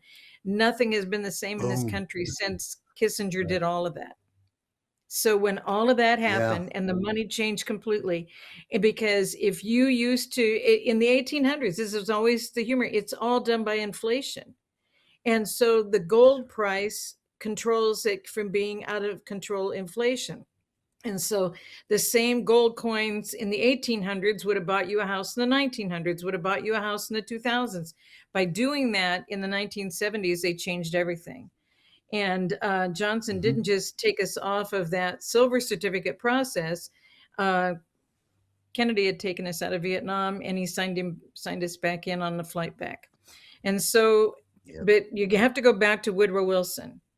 Woodrow Wilson was credited with the Industrial Revolution. They made him the governor of New Jersey. And he was raised in Augusta, Georgia. And so that's where he got his start. But what happened is he became a club member that was so strategic because industrial revolutions have matched with the wars. And they keep saying the third industrial revolution, the fourth industrial revolution. And that's how they've been playing the game. But as soon as they made him president, Woodrow Wilson did all of this and put it in our Constitution as amendments. So they put in the Federal Reserve, they put in the IRS. All of this happened within days of him being elected. It all moved that fast. And he also changed the terms. There used to be no midterm elections. So they affected the elections, they affected the money, they affected all of this in 1913. And so just boom, boom, boom, put us into World War I, boom, boom, boom. Did Liberty bonds, gave it all to Europe. Nobody in America, billions of dollars in Liberty bonds to help America. It all went to Europe. All of this was set in motion to the destruction of where we are now. There were times where they tried to bring it back and the pendulum swung the other way, but it's never been as bad as it is right now. The properties, even in California, that were 500 hitting up to 550, 600,000 for a 3-bedroom, 2-bath, okay, are now 1.7 to 1.9 million. What are the chances of anybody buying anything? And so what they did to the generations, they called them millennials and then XYZ, all happened between 2000 and 2020. And the Z can't buy anything, can't do anything. But what was that telling us is that they were done with us. So not only did the elections change and the 2 terms of Congress, and then out of your Congress reps, they check this, they select the senators, the 2 for each state. That makes it easy that if they aren't doing what they need to do for the state, you pull them out and replace them with one of the other Congress reps until the 2 years is up. And so now, instead of 2-year, and this was still going on in the 70s when this happened with the gold. And then as soon as the 2 years met whatever that criteria was for the number of years they could continue the 2-year terms, then it all flipped. And that's why senators became 6. That's why they became popular vote. So then that's when everybody started working international. What's Congress doing? Flying all over the world, doing deals all around the world. I mean, everything changed. So guys, our money has been negotiated and everything redirected around the world by the representatives and the senators who are now global deal guys instead of representing for the states. So everything changed. And now by getting back, and I think that's the process of getting us back to constitutional money. And the reason why you call it constitutional money is because everything was required to be minted by our mint. It wasn't to be controlled by any other sources or any other manipulation. And it's all to be it's not based on commodities. We haven't had a basis of our currency since they did this to us in the 1970s with Nixon. And so when we come back to that, that's the goal that we have, is to come back to the Constitution, and get rid of the 405 extra, to come back to the Constitution and get rid of all the bureaus, not just the FBI, but all of these were just added they have no involvement in our Constitution. They aren't even included in our Constitution. It was all added to us and they just kept getting bigger and bigger and bigger. And that's why we are where we are today. That's why when people say, well, what do you mean our currency doesn't have any value? They took the value away in 1970, and we haven't had any value, and that's why the inflation taking these houses from what shouldn't have even been 500,000, 500,000 guys, really. I mean, from where we were at now, most houses 145 to 250,000, and it just when it swung up, it just never stopped, and it just keeps going up and up and up. And it's because they were being funded out of the organizations they set up. So when they had all these remodeling shows on TV, you bring in these people to buy up the houses. Who are these people? They're being funded through BlackRock and Vanguard. And all of this was happening. And everybody was like, aren't these shows amazing? And all this. And you've got the equity in your house, so you can spend another 210,000 and remodel it. They did all of this so that Americans weren't going to be able to even afford homes. And so it's not just a problem with X, Y, and Z generations. And they were saying, we're done with you. So that's where we are, and it's all been done and just steadily become worse and worse and worse because they put more and more and more control in. That very important word that Derek brought up. All that they've done is that piece of paper to control us because they decide whether it has value or not. What a great analysis of the intricate, detailed, and brilliant, of course, corrupt and evil plan that they executed, let's say from 113 years ago right till now. Now, the antithesis of that is what's happening. We have a plan equally creative, equally detailed, and we're about to flip the 113 years of madness upside down. That's where we're getting very close. It's all set, and we're going to be ushered into this. I publish a show and host a show. It's the only show I do live, Global Financial Reset, every Wednesday at 8:30 p.m. Eastern. And perhaps I'd like to extend an invitation to some of the folks on this panel to join us in that broadcast where we spend the whole 90 minutes just on the economy. We talk about the repatriation of wealth. We had retired Lieutenant Colonel Tom Lennox on, who talked extensively about repatriation, spoke extensively about the birth certificate. We had a powerful segment on that to dispel the myths that it's a conspiracy theory. It is not. Anyway, time is of the essence here. I want to set this question up first. There's a lot of attention that I see out there in the public square, if you will, within our movement, about issues that we normally wouldn't take on in a military-based panel talking about the war we're engaged in. But you know what? It's an appropriate question to ask. And so therefore, I'm going to go there.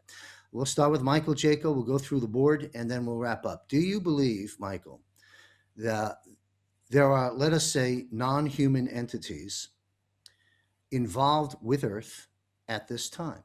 Galactic partners, we know about clones, masked individuals, CGI, aliens, reptilians.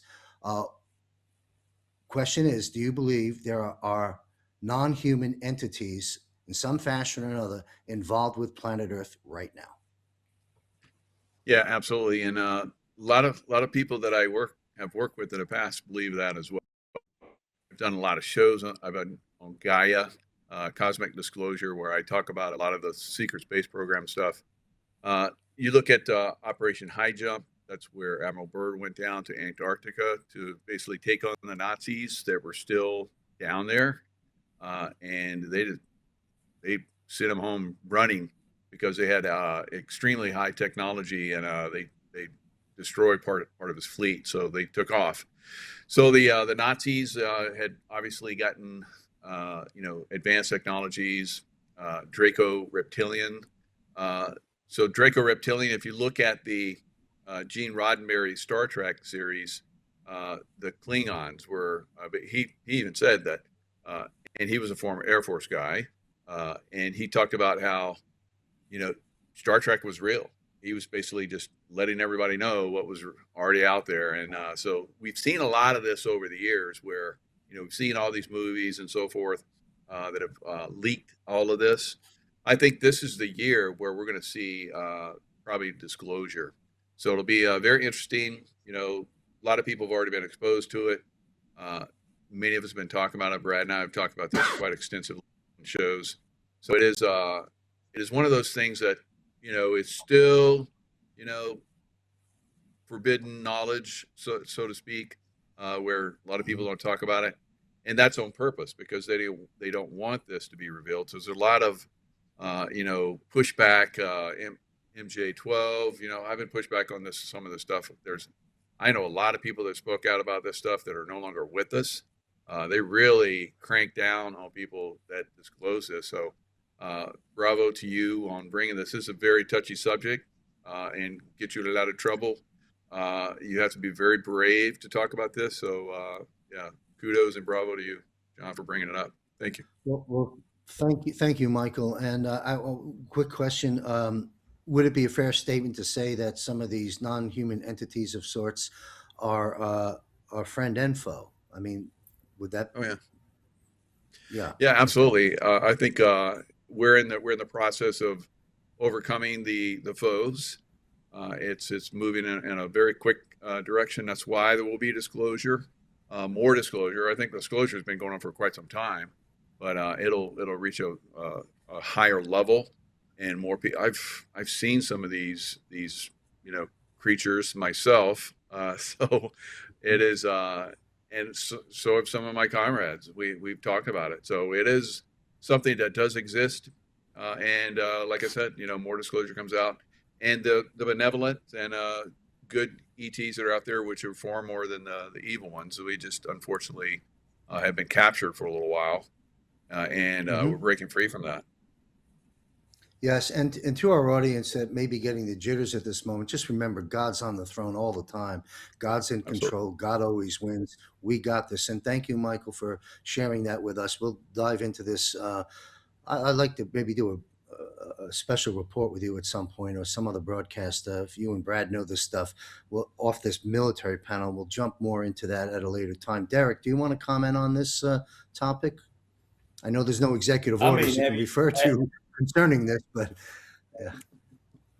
I mean, I don't know. Have you not seen Janet Reno? Have you seen Whoopi Goldberg? I mean, they had to sneak up on the water fountain to get a drink of water, so they make a good excuse, right? I mean, I can bring the humor into this, but no, I mean, in all seriousness, Jaco, great expert on this, especially because, I mean, when you get into top secret clearances and up, and I know a lot of people with the TSSCI plus the Q clearance, et cetera. I mean, we're talking things that, no, it's not your normal conversation, and it's not your normal even campfire conversation. Unless some tequila has been involved or some of that other firewater, as we call it in the South, right? But so many people are afraid of that. But my grandfather was someone who loved this conversation. He loved to think about what about God we don't know about? What is there that we don't know? I mean, I know those stars are there, but I don't know really what they are. We call them that. I've never been there. But my grandfather was a Native American, so I love those conversations, and I know that we do have that. And then we have obviously Area 51, and that's just one location. It's not that people hear Area 51, but there's a lot of areas that are most people have not been to. You even have to have clearance to fly over it. I've flown over it one time. Jaco can probably speak on certain things. He can't speak on others, we know. But Colonel Sellers, been there. A lot of people have been there that can't even speak. And as Jaco said earlier in the show, that there's things that have been classified for so long that it has to be the right time. Because in reality, look at the years Jaco's been in. We're just talking Jaco alone. Look at the years that he sacrificed doing what he did, especially as a Navy SEAL. Navy SEALs, they're gone. I always make a joke in a light way, but in a reality way, they're gone 400 days of the year, right? So, we're talking about sacrifice that people have done their whole life, and the good guys and gals that's done it, but it has to be where people appreciate it, because someone has also lost their life over this as well. And at the end of the day, that's what we talk about more in the military, is the loss of life, and we try to prevent that, but we have brothers and sisters. That's why we wear these bracelets. Some of us wear them for memorial's sake. So it's a sensitive subject. It's a real subject. But yes, there are definitely classifications, and I know other people that cannot be a part of this panel, but could obviously contribute if they could to this subject matter. But I know it does scare some people. But like you said, God is on the throne. We're not taking away from God. We're not talking, we're not taking away from the light, nothing of that manner. But even the Bible talks about demons. It talks about evil spirits. I mean, that's what we're fighting. That is the very entity we're fighting. But talking about Colonel Lennox really quick, he and I met last March in Miami at Trump Doral at the Charlie Ward event, and so he made me a firm believer, and Jaco already kind of had me on the fence with it, and this is just me growing where I'm at in my life too. But Colonel Lennox made me a believer in time travel, not from rhetoric and not from dialect, not from anything of that nature. I sent a photo of him. I said, don't take this as an insult at your age, but I sent a photo of him to my mother, and I said, who does this look like? She's like, I don't know, outside of Papa. Colonel Lennox looks just like my grandfather. I'm talking identical. And look, we are. My grandfather's been gone 20-something years now. So Colonel Lennox and I connected just like that. And then the topics, and then where we are in the world, and what we're talking about, and where we're going, and where we're headed, and then also the people who have kind of been left in the dark. And then we were sitting by the pool at Trump Doral, and everybody's just sitting there talking, and he and I look up, and I got it on video, and I've got multiple on video, but I got this one in particular. It was a shiny object way above aircraft level. And then, see, this is where people don't appreciate and can't appreciate because they don't have the experience with whatever their MOS, whatever it was. But like, I'm an air missile defense guy. That's what we train to do. That we're trained to see aircraft wings out of clouds. I mean, just that quick. This was wasn't an aircraft, but it was shiny, right? And then it's moving. You can see it with your naked eye, but it was way above aircraft. And we just so happened to be right there by the aircraft. I mean, aircraft come over Trump Doral all the time, right there. I mean, just nonstop. This is way above. And there was a shiny object, and we got everybody around there to see it. We have all those witnesses, which was great. It was awesome. And Colonel Lennox just looked at me, and he just, just like my grandfather, just winked. And because when you know, right? And for people out there listening, if you believe and someone thinks you're crazy, let them, right? It's not worth the argument. But at the same time, when you know, and then there's friendlies you can see all around if you know what you're looking for. That they're not aircraft. Aircraft have unique characteristics, and then sound if you know what you're listening to, and just eyesight and certain lights and whatnot. But I was down in Miami before that and saw an aircraft that we have in our portal that can be in your sight, and then all of a sudden it can hit invisible just like that. People don't realize the technology that we have alone. But yeah, there's things that people, whether it freaks them out or not, but outside of the jokes, but just look at Whoopi Goldberg, and that'll help you get into the mode. You heard it here from Derek Johnson. Thank you, Derek. A quick comment. Again, God is in control. I reiterate that. And second, it's been my understanding, and anyone on this panel can correct me if I'm wrong, that the presidents, all of our presidents over many, many decades, have been privy to UFO files, we'll call it, and intelligence of that type. And Michael seems to be confirming that, so we can take that to the bank. And so this isn't crazy talk, folks. And I do believe, like Michael said a moment ago, we're going to come to a point where we'll actually start. We're at a time of revelation, time of reveals, time of exposure. But we always equate that to deep state related characters that we want to arrest and try at Gitmo. While all that's true and happening and good, this is also something that's to be revealed responsibly and slowly over time. And I believe that's going to be happening. We'll take the same question to Brad and then Sheila, and we'll wrap up the broadcast. Take it away, Brad.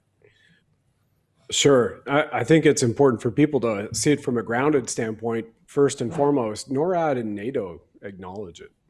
And Space Force wasn't just created as it was originally initiated by President John F. Kennedy, the starter, as many people are familiar with that adage, and then the finisher, President Trump, brought it into reality.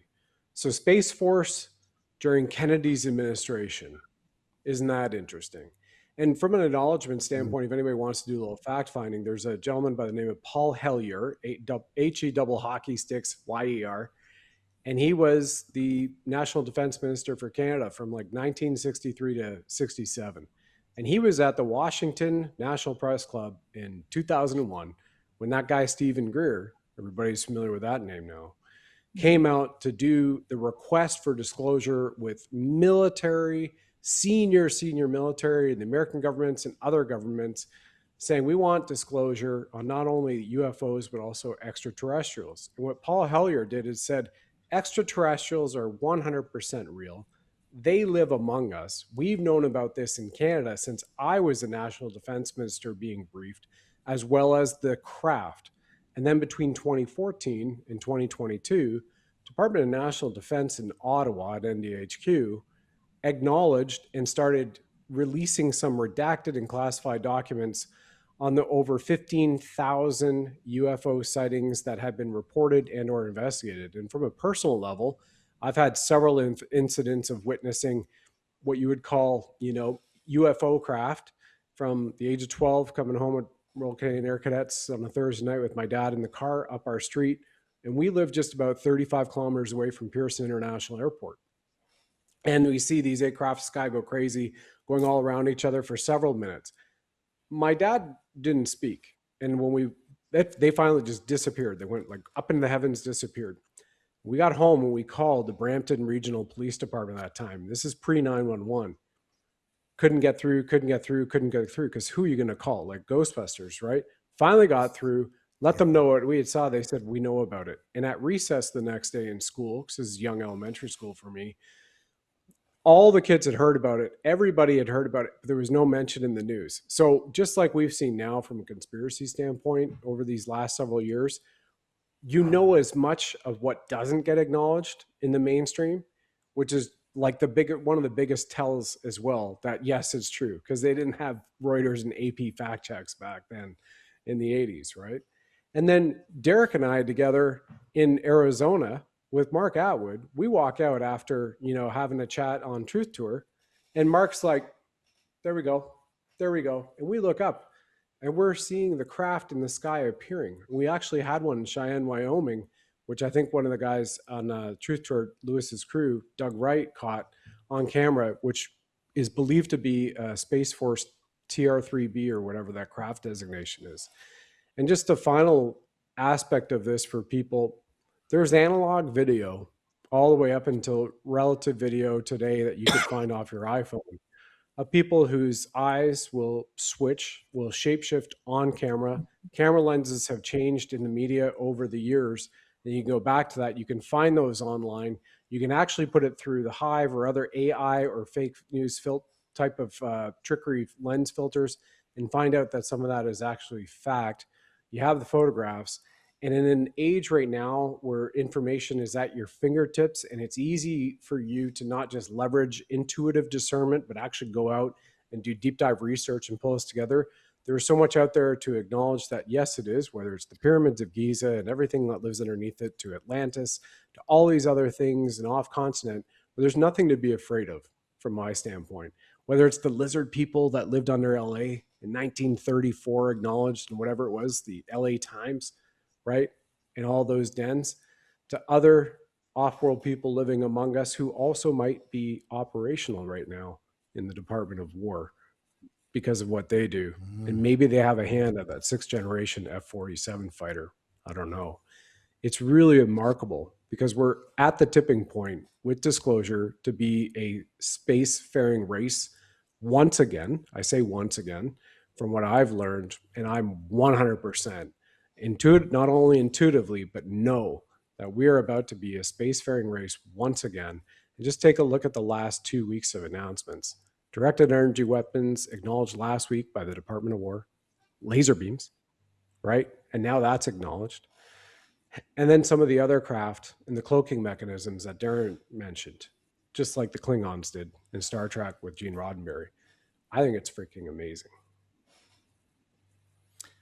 Incredible. And folks that might be thinking, why is Chambers invoking this subject on a wartime analysis panel? Well, we might as well know all the players in the war, friend and foe. So we've invoked this discussion for that very reason. I want to thank everyone for commenting on that. Sheila, will you close us out with any experiences you have, comments, opinions, or facts you care to share with us about the subject of non-human entities, if you will, here on Earth? There's many. My father was a medic in the Army, and he witnessed a lot of things. He was at Area 51, and and all he would say, yes, that's true. No, that's not. They're making it up. That's dramatic. No, that's real. And that's all he would say. He only discussed it with other Army buddies. He wouldn't discuss it with us. And so that I know that aspect of it. What I'm more familiar with is the lizard people, the reptilians, globally, I've seen it, I've witnessed it. I've witnessed shape shifting, and the children that are pulled out. That's one of the things they're describing right away, because they've never been around anything like this, and they've actually, when they've been in the lines waiting to see whether or not they're going to live or die, or they're going to be tortured, or whatever's going to happen with the evil people in the world that capture our children. They've seen them shapeshift, and they know who they are, and they know how to pick them out.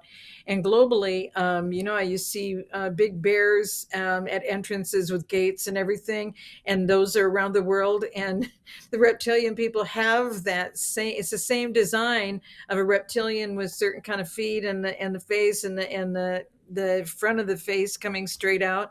And I thought, well, there's just nothing like that in America. And then I come to Georgia, and I'm invited within 2 weeks of being in Georgia to go to South Carolina and witness, because they felt that I would understand about the reptilians, and they're actually finding them, that they were buried. And there's so many people. It's just become a thing in Georgia and South Carolina that if you have a lot of property, you make this big pond. So they make this big pond, and sooner or later, one or two of these reptilians that were buried there long ago have now surfaced. And they have, there's one area in South Carolina where they have found several. And so I know that if people are listening, they're like, oh my gosh, Sheila Holm has even seen this. I mean, I can hear the messages now, but I don't Okay. share or talk about this, because I don't think that people are understanding the variables in this, because we have some Mangala experiences that look a lot like the people they show as UFOs, with the shape of the head and the eyes and everything, because they were trying to figure this out themselves. They were crossbreeding. They were doing all these things. And so now in my studies of how those people were paid to come to America and do all these things in America, and how they had land down in South America and did all the flying in private planes, so we didn't know how they traveled or got here. Those people, most of them were shape-shifting. Queen Elizabeth, actually, some of the children that felt they were honored, and there's an article about this where she and Philip went, and they went to one of the orphanages or something, and they handpicked children out that thought they were being honored, that they were great children, and they were able to go with them to Balmoral and etc. Well, then they experienced all these things that nobody else would comprehend or understand. And so it comes down to the bloodlines and the breeding, and there's a whole mixture.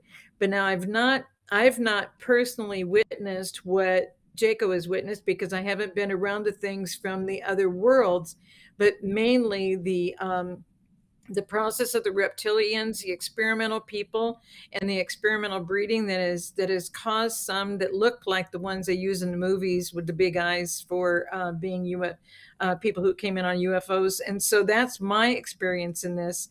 And I never have shared this, and I never knew anyone would be interested in this, because it's a scary thing when you see what they actually look like, and how they can look just like we do in one moment, and the very next moment they're completely different. And now what people are depicting is that they're wearing a mask, just like some of the other people are wearing a mask when there's the demasking point in this world, we're going to find all sorts of things that look so completely different with the mask. You take the mask off and what's underneath. And that's the way the children are describing the shape shifting. When that comes off, how they're able to hide this whole reptilian structure underneath these masks and look just like we do. That's what really has shocked the children. And so that's pretty much my whole experience, and knowing from Dad what was true and not true about Area 51.